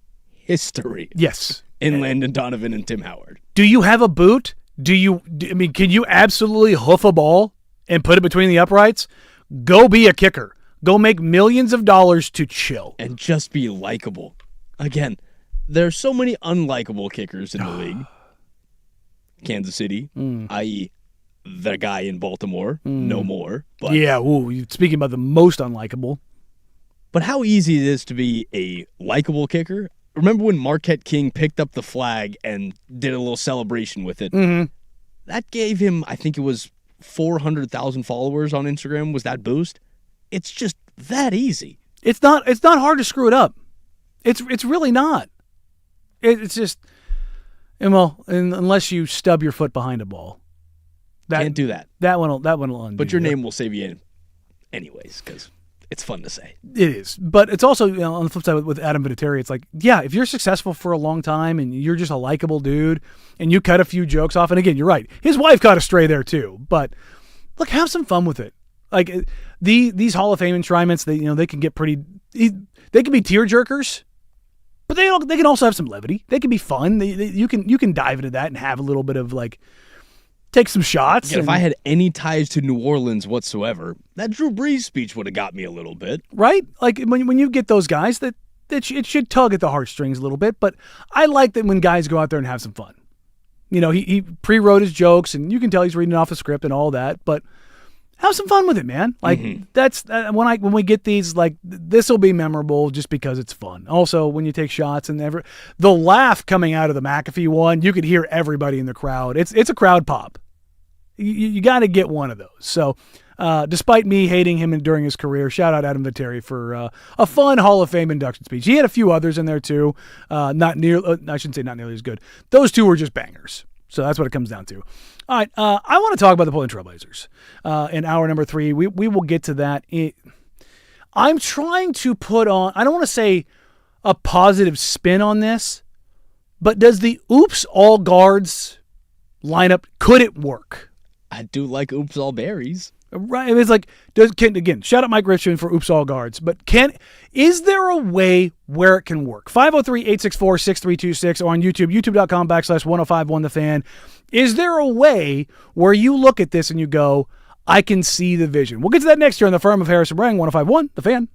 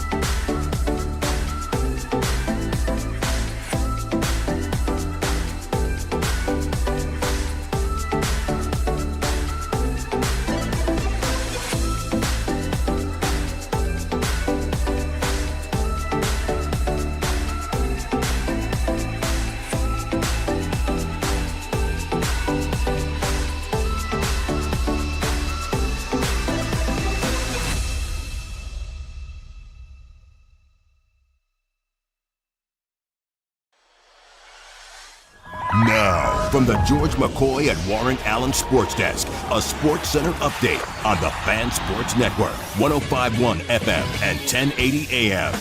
First on the Fan, your Portland Timbers fell 3-1 to Club America Sunday night in their second match of their 2026 Leagues Cup journey. Christopher Velda scored the Timbers' lone goal, marking his 5th straight match with a goal contribution. Timbers are back in action this Thursday as they host Club Tijuana for a 7:30 kickoff inside Providence Park. Your Portland Thorns picked up a win yesterday, taking down the Boston Legacy 4-3. Pietra Torden with her first career hat trick, scoring goals in the 2nd, 10th, and 37th minutes of the first half, becoming the youngest player in Thorns history to score a hat trick. Over to the NFL as New England Patriots tight end Hunter Henry has signed a 2-year extension to stay with the team. The deal has a base value of $16 million, but can be worth up to $20 million, including $14.5 million in bonuses and guarantees. Washington Commanders star left tackle Laramie Tunsil will undergo surgery to repair a torn tricep and is expected to miss significant time. Coach Dan Quinn did not disclose how long Tunsil will be sidelined, but said the Commanders hope the 5-time Pro Bowler will return this season. And for more sports scores and stories in 30 minutes, I'm Lowercase from the George McCoy at Warren Allen Sports Desk. Hurt, missing work, insurance companies acting like jerks. Don't call your mom. Call George McCoy at warrenallen.com. Your home for Seahawks.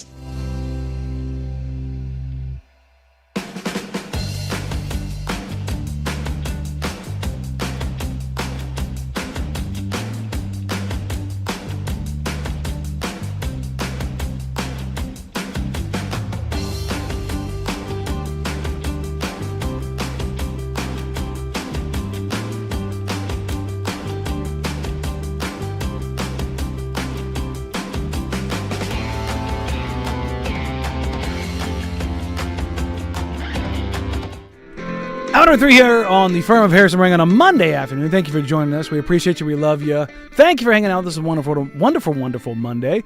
Danny Marang, no Patrick Harris, Casey Smith behind the glass. And apparently my voice fading on me on a Monday, which is just a promising sign for the rest of the week flying solo.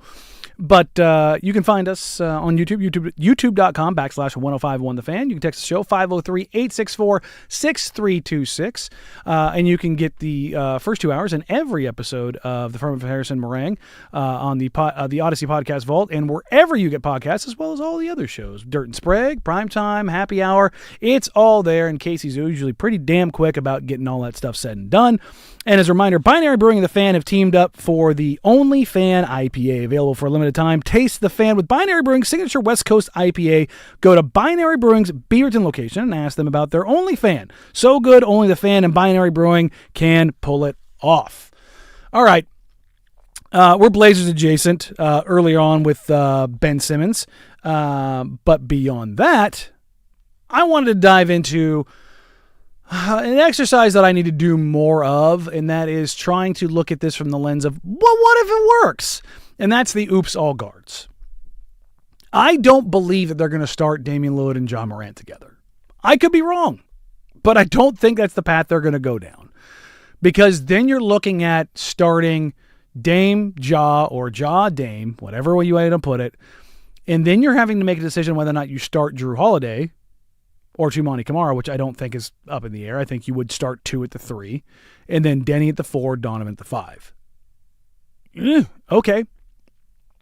But does that mean you're going to see does Drew Holiday then effectively become your backup small forward? I'm just trying to figure out what the continuity of this roster is as well. How so? If you are going just based off matchups and based off of how, if we're matched up against Utah, all right, what's the lineup there? Mm-hmm. What's the matchup against Sacramento then? What's the matchup against Golden State? How does that also work in the sense of how do you keep continuity in the lineup throughout so you get consistency? Are you talking about almost like matching, like going baseball pitcher-hitter matchup in the starting lineup? That's kind of in the sense. That's the only way I see this making sense. Because I don't think you throw out a lineup that just part of me says you don't throw out a starting 5 that's not going to change. Like, you don't just have a set starting 5. There's going to be way too much rotation in this offense. That would be unconventional and unprecedented. Starters start unless they're hurt or injured. Mm-hmm. Rotating starters, again, being more baseball lineup dependent, would be a pretty drastic change from the norm. Is that what Dundon and Joe and Micah want to do? Look, they flied in the face of, particularly Dundon, has flown in the face of conventional wisdom from the moment he took ownership. Is that an edict that comes down? And that's not necessarily, that may be conventional to sport in the sense of matchups, but it's not necessarily conventional to basketball. No, it's not. Now, it's not uncommon for a fifth starter to change here or there. Mm-hmm. But if you're talking about 4 and 5 changing, like that, if you're talking about it's Damon Jaw one night, it's Damon Drew one night, it's Dame Jaw, Drew another night, it's Dame Drew 2 another. Like, I don't see that working. Like, you can say, well, that's, we need to try it. Like, it's the whole adage. It's a different version of, like, I just want to see it. Well, try it on 2K. Yeah. Like, well, I think they should do this. You are then throwing out all of the historic norms for a first-time head coach who doesn't have a guaranteed deal and a new owner that really hasn't done anything that's got anybody excited. It's yet. wanting to play by simulation, but not actually having the ability. It's very armchair coachy. Now, when you're talking about closing lineups, that's where you can do all of the things. I think that's, yeah. Starting lineups, I don't think you can mess with those too much. Now, if you want to explore that, go ahead. Because, look, here's the thing. Tom Dundon and the other owners love that Tom Dundon is slashing prices or slashing costs because he's taking all of the bullets and they get to reap the rewards. Does Mike and Nori have the credit built up to be able to do something like that? Is he willing to be that risky to push things forward? Like, what is we talk about the San Francisco 49ers, their injury tolerance, right? And how they have been under Lynch and Shanahan and Lynch and Harbaugh, like the things that organization has done. You've got a decade worth of like what they're willing to tolerate with certain things. Would that be something that they could go down that path? It's an option.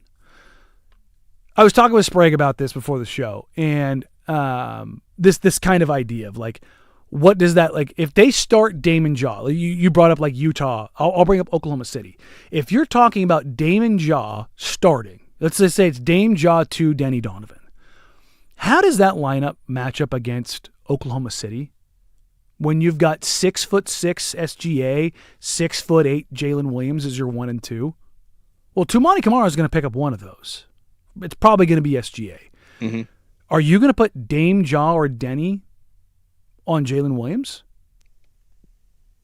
Are you then going to say, okay, you probably have to put Denny there. Okay, now who's on Chet when Chet's at the 4 and Hartenstein's at the 5? You going to put Dame or Jaw and hide them on Chet? How does that work? Okay. Use Utah as the example. Yeah, okay. You've got Keontae. You've got Walker Kessler. Walker Kessler. Well, Kessler's in LA now. Sorry, yes. You've got Jaren. You have Jaren Jackson. You've got Nurk. Lauri Markkanen. You have Nurk. And who ends up coming in there? By the way, Darren Peterson. Who's Ace Bailey? Think about how big that team is. And how tall is Darren Peterson? 6'5". That's your point guard. Keontae's 6'4.5". Ace Bailey's 6'7", 6'8". Lowry's 7 foot. And Jaren 7 foot. So if that Nurk's 7 foot. If Darren Peterson's their best scorer, just Tumani's on him. Lauri Markkanen probably gets taken by Denny. And now Donovan's playing in space against Jaren unless you're starting Nurk, and then you're going to put Denny on Jaren, and now one of your two guards is going to have to pick up a bigger guard and then a bigger guard. Or say you get a mismatch and you have to throw Tumani on Jaren. Now you have a real big hole in your defense. I was trying to make this a positive segment about how I'm going to go down this, and it ended up just being all negative. So you know what? I'm going to take the other side. Coming up next, I will take the other side. How could it work? if it did work, what are the paths that you would go down and say, this is the path that you would go down, that you would see success for the Oops All Guards Trailblazers? We'll get to that next year on the Firm of Harrison Marang, 105.1 The Fan.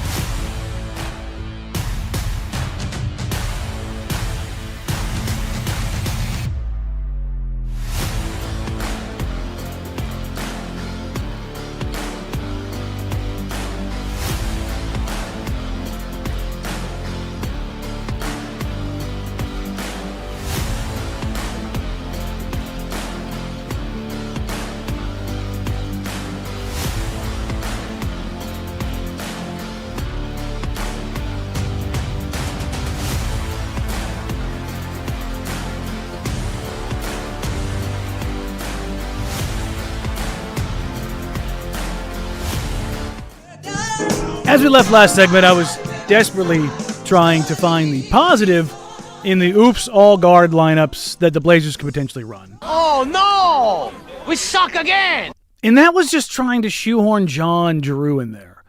Also Scoot Henderson, also Shaden Sharp. I'm going to try to find a positive here. Could you make the argument that having more guys that can create off the dribble is a good thing, in spite of not being able to get all of them on the floor at the same time? Because that's the thing they're butting up against. I like the idea, and this is the thing. I like the idea of having more creators. I came into last season saying the biggest issues the Blazers faced were that they lacked creators because Damian Lillard was going to be out for the season, that shooting was going to be a problem, and that rebounding consistency was going to be something to watch. Now, they were monsters on the offensive glass, but they got pummeled on the defensive glass, especially if Donovan wasn't on the floor. Rob did a good job, but Rob's availability and limited minutes put a kibosh on that. And as good as a rebounder as Denny Avdia is, as great of an offensive rebounder as Toumani Camara is, their guard rebounding was definitely suspect at best. So how are they able to now cover up for the multitude of sins, as it were, in their shortcomings last year? Ja addresses creation, but detrimentally impacts shooting. Okay. And he's going to go away from playing the style that he played before that, which was a very paint-dominant downhill driver. Okay, well, if you're not a shooter, how do you fix that? Well, you get out and run. But if you've got Donovan on the floor, that kind of precludes that. But could you get a unit out there where it's, let's say you went super small, and you went Ja, Scoot, Shaden, insert shooter here, whether it's Micah Potter or go super small and put Drew in that group. And Rob, sure, you could make that work in the right circumstance. But because you don't have a Jeremy, because you don't have a Chris, because you don't have somebody else bigger on the wing to try to bolster that, it's going to make that stagger really difficult. But could you go super fast and play breakneck speed? Yeah, you could. I think you're going to have to, because not only do you have Damian Lillard, who's extremely successful off the pick and roll, Ja Morant is extremely successful off of the pick and roll. In a very different way. Mm-hmm. His is downhill. Well, don't be wrong, Dame's downhill as well, but Dame's threat out to 40 feet changes the calculus. So part of me thinks that's what's going to be the ethos of this offense. You know, when we were talking off air, we were talking about Ben Simmons and his passing ability. And you said, well, he has all those shooters to spray out to early in his career, which was true. There's no doubt about it. He did have some shooters to work with. Is Ja going to have that? It's great. And here's the thing. I want to say this not because of I was right about Ja. Like, in that draft, I had Ja ahead of Zion. Mm-hmm. I love Ja's ability to get in the paint and spray the ball. Ja is a phenomenal passer. He's the only person in college basketball history to average more than 15 points and 10 assists. And he did it at Murray State without shooters. He's a phenomenal creator. At his core, Ja is a phenomenal creator. Now, spacing in college basketball, not great. Spacing in the NBA, much better. Even when you have non-shooters. So there's maybe a string that you can pull there, and this is going to be Micah's task, is like, how does he get Ja Morant on the floor with subpar shooting and be effective? Well, you operate early in the clock. You operate fast. Now, how effective that becomes in 16-game basketball in the playoffs, very different story. Yeah, operating at, the start of the clock, how does that when you're not successfully scoring the bucket very well? And here's how you play fast. You get stops and you get rebounds. The Blazers defensively have to get stops. And if you're playing smaller, how do you get those stops? Well, you probably have to gamble. Do they have the personnel to really gamble? Scoot's okay at that. Shaden is okay at that. And is that why you load up on guards? Because you expect to make a lot of gambles in the steal category. So you hope that you can get that. Can Ja get better at that? Can you play faster with Rob there and securing rebounds? But that's the thing is like if you're playing smaller, who are you getting at that 4 spot who's also going to help Rob on the glass to get those stops and get leaks? Again, I think Tumani's proven that he can guard 1 through 5. Mm-hmm. But when he guards the best of the 1 through 5, now you have to pick and where's choose. the sliding scale? Exactly. You have to pick and choose where that's going to be, and that's 2's going to play 34 minutes a night. And like, honestly, and we know that. And I feel like that's the trade-off. The trade-off is you either get Tumani Kamara, who is going to lock you down defensively, or you have to guard Denny Avdia, who's going to make you work on both ends of the floor tirelessly. Mm-hmm. And that's there's going to be, with the roster as currently assembled, Micah Nori is going to have to assess trade-offs. And can they push the scale in where they can be successful and not have it be detrimental to them in the trade-off? Like Denny, you can let up 22 to 26 as long as you're giving us 28 to 30. And again, to that point, that was the Damian Lillard thing. It's like Dame was never a great defender, but he could hold his own and he would give you 28 on high efficiency. CJ would give you good scoring on high efficiency, even though he would give it up on the other end. But if you're talking about Dame, Ja, Scoot, and Shea, who's the best defender in that group? Your guard core, if you take Drew out of it, because here's the thing, is somebody texted in, somebody tweeted in, they're going to play Shaedon Sharpe at the 3, and that's going to be ugly. Like, that's the reality. But if you're looking for the positive side of it, you can also talk about you can put a lineup on the floor, whether it's Ja and Scoot or Ja and Shaedon or Scoot and Shaedon, or you're going to have a Ja, Scoot, Shaedon trio. Athletically, that's a lot for a team to deal with. But to take a positive spin on it, how many forwards, how many 3s and 4s in the league are there in the second unit that are true scorers? There's not a ton. I think that might benefit. But if you do play Shaedon at the 3, you're going to. You're going to see Drew Holiday and Shaedon Sharpe logging minutes at the 3. Mm-hmm. So if you have to do that, which again you have to because of just the roster set and where everything scraps out, can you benefit off of that because the traditional wing scorer isn't as evident as it was in the league before? But There's also not as many scoring forwards, and the sliding scale between guys that do that and guys that are in the second unit is a very large scale. No, but the flip side, that's when you see the guys like Lauri Markkanen, Jaylen Brown, Jalen Williams. They play 34 minutes a night. Mm-hmm. So they're only off the floor for 13 minutes. They might be on the floor with the bench group.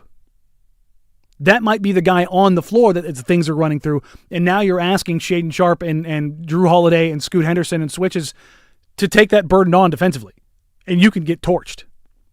So it's this, like, I think Nori is going to have to be, as much as Chauncey and Tiago, especially Tiago, after he took over for Chauncey, really tried to push the pace and the injuries just decimated them.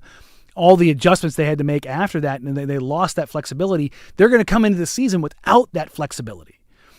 And I wonder how they're going to do that and how much they're going to lean into that, because in order to play those 5 guys, you're going to have to play guys out of position. And I think we all know who those 2 guys are going to be. It's Drew and Shaedon. Mm-hmm. If they're going to get minutes, it's not at the 1 and 2. It's your options are they play a position up or they don't play as much. Or Scoot, Ja, Shaedon don't play as much. That's the reality. Because again, you've got 96 minutes at the 1 and 2. If you say Dame is playing 28, Ja is playing 28, where do the rest of the minutes come from? That's more than half your minutes right there. Mm-hmm. So if Scoot's going to play 20, again, if you're just saying, let's make round numbers. 25 for Dame, 25 for Ja. That's 50 of 96. If Scoot plays 20, you have 26 minutes left. Between Shaedon and Drew. And do you think Drew Holiday is going to play 13 minutes and split that down the middle? No. Do you think Shaden Sharp is going to play 13 minutes? No. Yeah, the Shaden of it all is I think the biggest if. So now, that's throughout basically 40 minutes of the game. The final 8 minutes, you might see Dame Jaw Drew, Denny. Hell, I wouldn't be surprised to see a Dame Jaw Drew 2 Denny lineup. I wouldn't surprised to see a lineup of Dame 2 Denny Rob Donovan in the final moments. Depending on who you're playing. And that's the thing is like, because we saw the 2 guard lineup with Dame and CJ for years. Mm-hmm. But what did they have? They had Mo Harkless. They had Al Farouk Aminu.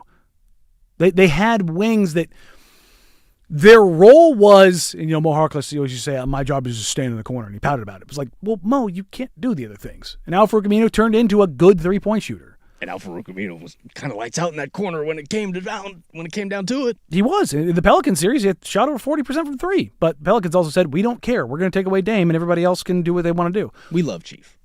Hey, the Chief has arrived, man. We are a pro Chief program. But I think when you go down this, I'm trying to find the positive, but Mike and Nori is going to have to push his thumb so heavy on the scale.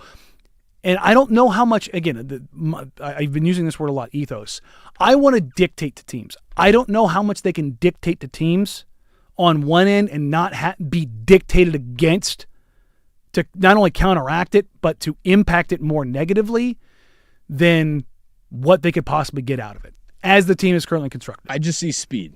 The way I look at this team, I see speed and I see pacing. I think that you're going to get teams to make a lot of mistakes defensively because of the pace that you're going to have to play at. You're going to get a lot of spacing advantages because the fact that you have a Damian Lillard, you have a Denny Avdia, and a John Morant on one roster.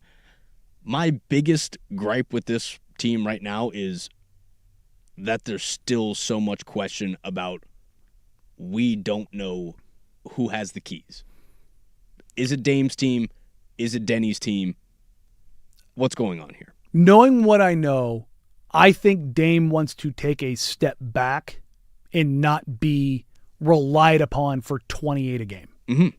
I think if Dame had it his way, he would be 22 to 23 a game. Still very much up there in the pecking order. And I think it's if I had my bones about it, I think this is Denny's team, then Dame. But does Denny want everything that comes with it from what it was Dame's team? Because when it was Dame's team, again, we had a lot to say. Mm-hmm. We always had a lot to say. Does Denny is he able to handle all that smoke? I do think he is able to. I don't think he wants to have necessarily the usage rate that he had last year, where he had one of the highest usage rates in the league. The back's given out. It's just a lot.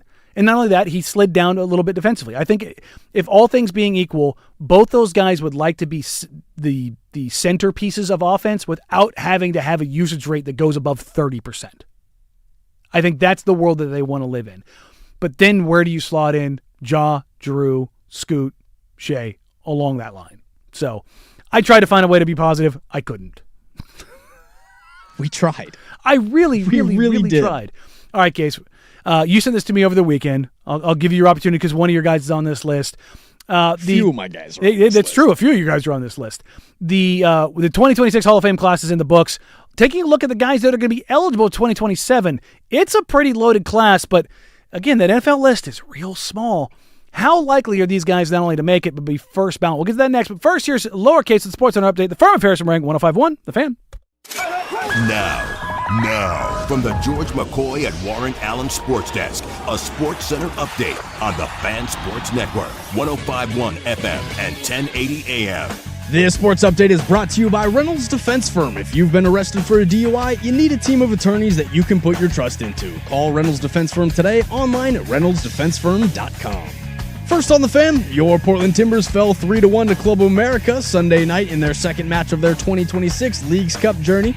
Christopher Velda scored the Timbers' lone goal, marking his fifth straight match with a goal contribution. Timbers are back in action this Thursday as they host Club Tijuana for a 7:30 kickoff inside Providence Park. Your Portland Thorns picked up a win yesterday, taking down the Boston Legacy 4-3. Pietra Torden with her first career hat trick, scoring goals in the 2nd, 10th, and 37th minutes of the first half, becoming the youngest player in Thorns history to score a hat trick. Over to the NFL as New England Patriots tight end Hunter Henry has signed a 2-year extension to stay with the team. The deal has a base value of $16 million, but is worth up to $20 million. Washington Commanders star left tackle Laramie Tunsil will undergo surgery to repair a torn tricep and is expected to miss significant time. Coach Dan Quinn did not disclose how long Tunsil will be sidelined for, but said the Commanders hope the 5-time Pro Bowler will return later this season. And for more sports scores and stories in 30 minutes, I'm lowercase from the George McCoy at Warren Allen Sports Desk. Hurt, missing work, insurance companies acting like jerks. Don't call your mom. Call George McCoy at warrenallen.com. The home of prime time.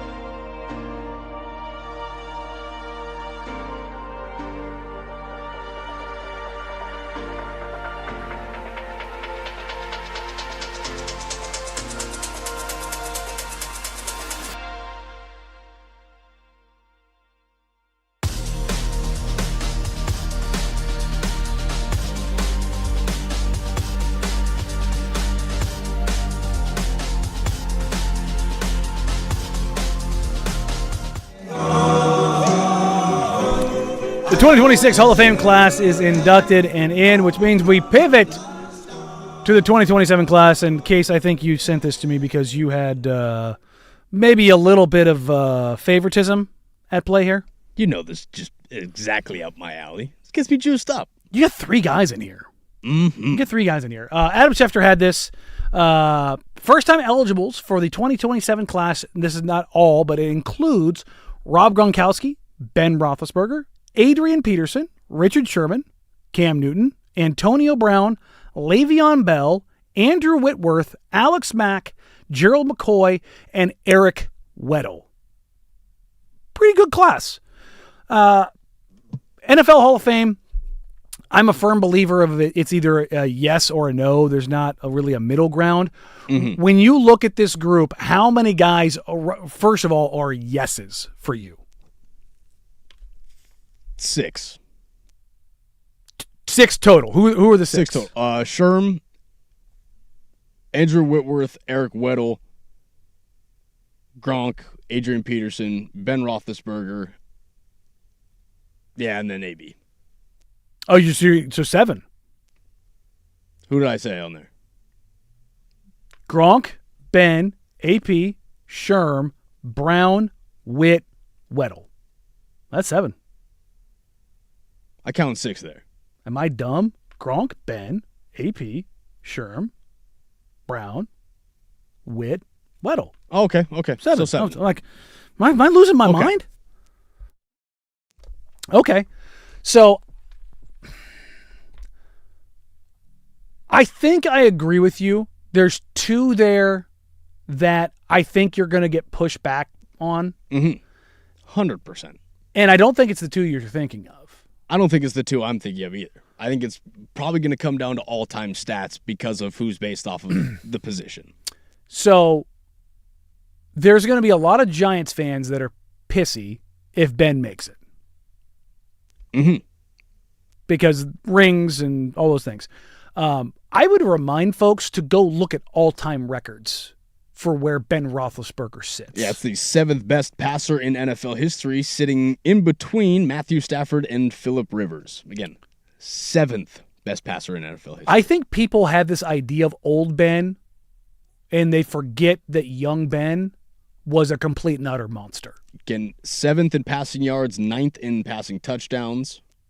Okay, you're top 10 in both yards and touchdowns. Does he have hardware? Oh, yeah. Okay. For me, Ben is in. But I think that's not one that I'm fighting you on. That's one I think fans will fight on because now Eli's numbers are not as much, but got 2 of them things. And we always want to put wins and success for quarterbacks and not necessarily for other guys. We were talking pre-show about Joe Thomas. Yep.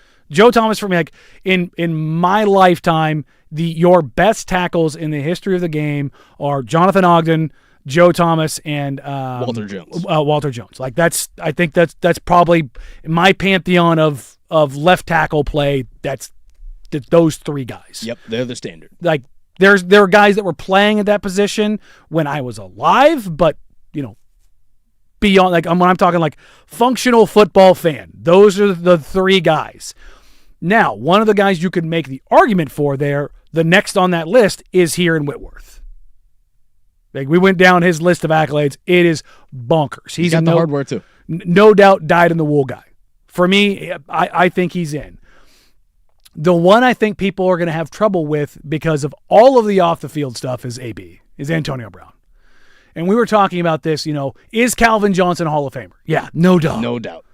I put him in obviously in the same franchise, the Barry Sanders-esque. Was Calvin Johnson the best at his position at any given period of time? Yes. Was it the longest stretch? Was it a Jerry Rice-esque stretch? No. But when you look at Calvin Johnson, is he a Hall of Famer? Yes. Mm-hmm. That's before he put the jacket on. You just know.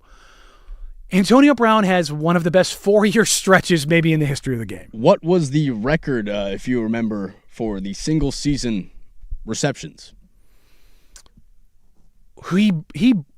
Brown had it, I think, at one point in time. He did. At in 104, 2015, right? 136. That was then broken by... I'm sorry, Marvin Harrison had the record. No, I was saying Tim Brown. I think Tim Brown originally said, I think it was 104. I might be wrong on that. But I think Harrison said it, was it like 07? 02. Marvin Harrison said it in 02. Earlier, okay. Antonio Brown had 136 in 2015, only to then have it broken by Michael Thomas in 2019 and Cooper Kupp in 2021. Yeah, Cooper Kupp. Weirdly enough, Matthew Stafford has the 2 best passing seasons in the history of the game for wide receivers with Cooper Kupp and Calvin Johnson. Yeah. So, just draw that line there. But AB it was a 4-year stretch, right? Was it 4 or 5?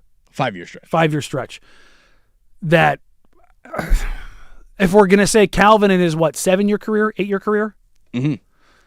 If AB's got 5 years of that and his overall production is greater because of the longevity, in spite of him being bat-ass crazy, do they put him in? Let me throw you some guys. Okay. Julio Jones, he a Hall of Famer? Yes. Mike Evans, he a Hall of Famer? Yes. Stephon Diggs, is he up there? I'm going to say no right now, but you can make an argument. Is Brandon Marshall? No. Well, let me hit you with that. Brandon Marshall's the only one on that list that has more receptions than Antonio Brown. Mm-hmm. Antonio Brown has 928 receptions. Mike Evans, 866. Julio Jones, 914. Yeah, and that's the thing is I think the off-the-field stuff, he's not going to be first ballot. No. Because the off-the-field is detrimental. I don't think that's the question. But I think your list is pretty good.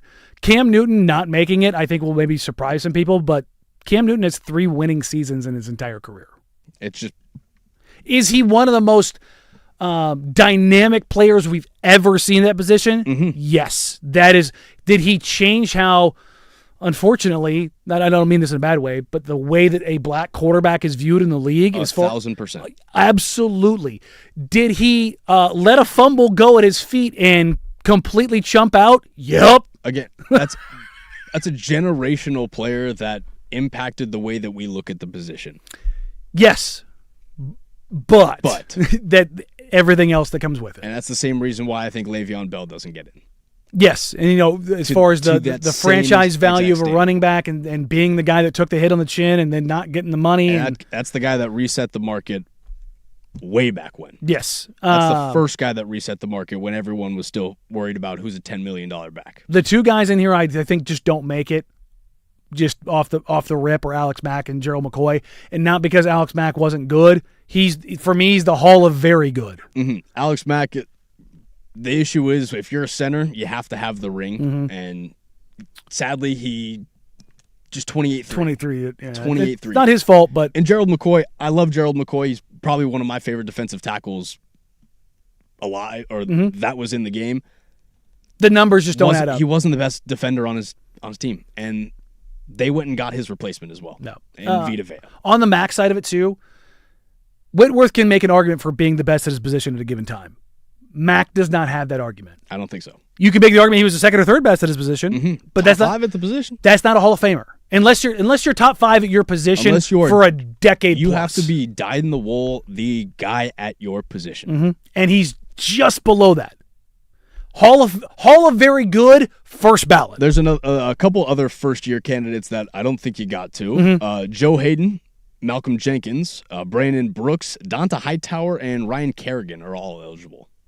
Kerrigan would have had a shot if not for the injuries. If Weddle gets in, sadly, Malcolm Jenkins I think the way... just gets left off, but you shouldn't. The way that Weddle gets in is the longevity. And just being that dude for that long. That's why also Malcolm Jenkins should get in. But Malcolm Jenkins, my issue there is he won't have Eric Weddle's career stats. He's got more hardware than anyone. Yeah. And that matters. Unfortunately, in a way, because he's got 2 of them things with 2 different teams. Wow. But I think in general I agree with you. Again, Gronk is going to fall in the kind of Calvin Johnson-esque list of he's the best, short time period, but he was the best. There's no arguing what the mismatch that Gronk was. That's just is what it is. Ben for me is in. Adrian Peterson, what is he third all time in rushing? Adrian Peterson is 5th, I believe. 5th all time in rushing. Sherm did it for 2 different teams while being one of those guys. Again, Rob Gronkowski has 93 career touchdowns. You want to know who the next closest tight end on the list is? Is it Gonzalez? Tony Gonzalez has more than it. Yeah. So Gates and Gonzalez has more, but then you go down the list and you don't get... Okay, Jimmy Graham at 89. Okay. So not too far off, but again, still. Time frame, too. What Gronk did in that time span is just bonkers. Yeah, Jimmy Graham was from 2010 to 2023. Rob Gronkowski, 2010-2021. 2 less years, and then also some injury time in there, too. Mm-hmm. So, yeah, no, it's a pretty loaded class. I mean, that's, again, I think there's 2 guys that are right off the rip not going to make it in Mack and McCoy. Hall of very good. I think the next guy on that list is probably Weddle. Cam, I don't think is going to make it either. There are going to be people that go crazy for Cam. That's even though I don't have him as that guy. The Sherm one interests me a lot. Yeah, because you can talk about only playing one side of the field and zone coverage versus man coverage and the things that go along with that. But it's also just, where does he rank in terms of corners in NFL history? I know you can't necessarily tell the story of football without Richard Sherman because you can't tell the Legion of Boom. That also matters too. Like that's the thing. It's like you can't tell. I mean, you can tell story of the Patriots without Gronk, with the exception of with when you're talking about the different eras. But the Brady Gronk era, like that's his guy. Ben and AB, like that era was. That's the Killer Bees. That's just what it is. It was Bell, Brown, and Ben. Mm-hmm. And fittingly, they're all going in or not going in. They're all going up at the same time, and 2 of the 3 are probably going to make it. So, all right, we were very up against them. That's my fault. Oops. I want to get out of here. I want to give a little ode to Don Nelson, but as a reminder, NFL coverage on The Fan is presented by Xfinity, the most reliable Wi-Fi. One price, 5 years guaranteed. Xfinity, imagine that. When we wrap things up, this is going to be a quick Nelly ball, and we'll dive into that here next on The Firm of 105.1 The Fan.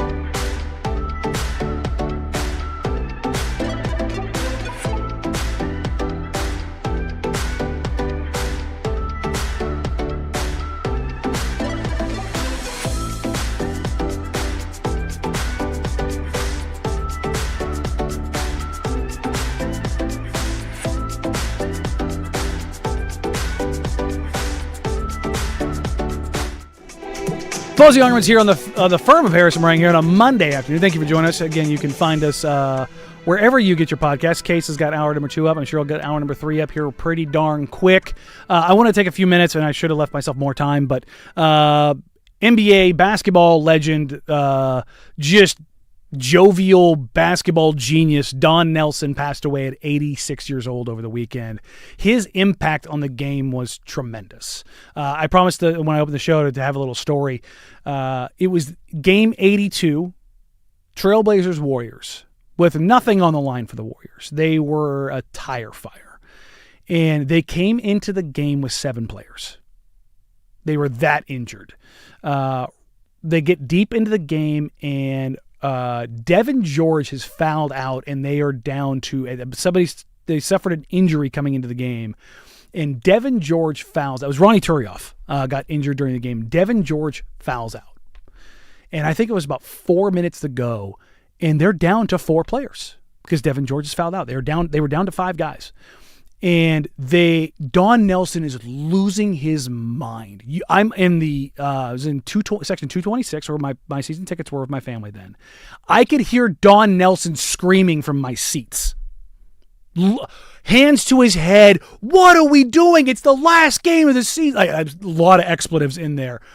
And Ronnie Turioff has to check into the game injured and foul and show that he can't play. Don Nelson is still losing his mind. Like, does not care. Because he has to send an injured player onto the court. And Ronnie Turioff is rolling his eyes like, bro, I can't go. And now Devin George is allowed to check back into the game. And every foul he commits for the final 2.5 minutes, I think is what it was, is now a technical foul because he's been disqualified. I've never seen this occur in any other game. And I just, for whatever reason, this is burned in my mind. Don Nelson is he is so the fact that he is this irate, he is not ejected is I think the refs were just like, oh my god, Donnie's gonna kill us. Like, he is. I have never seen a coach angrier at the stupidity of what is going on, and that is just burned into my mind. But this is the We Believe Warriors, everything going into the map. This is a guy who everywhere he coached, the ethos was there. You know what I mean? It was always fun. It was always entertaining. Just played fast, played beautiful. Were they the most successful? No. But this is the guy that brought Dirk to the forefront, that brought the We Believe Warriors, that brought the Bucks up. This is a guy that was wildly successful and played a brand of basketball that I feel like is so gone in sports. Everything is so analytical, and we need to optimize this, and the fun is gone. Don Nelson, always fun. Go look at the Up in Smoke guys and Steven Jackson and Matt Barnes talking about their love for Don Nelson and what he did for those guys. This is a guy that just got it, what basketball was. So R.I.P. to Don Nelson, a true character. Just one of them ones, and I hope that we find he was chaotic good and chaotic evil all in one. He was Mark D'Antoni and Greg Popovich together. Militaristic but pure fun.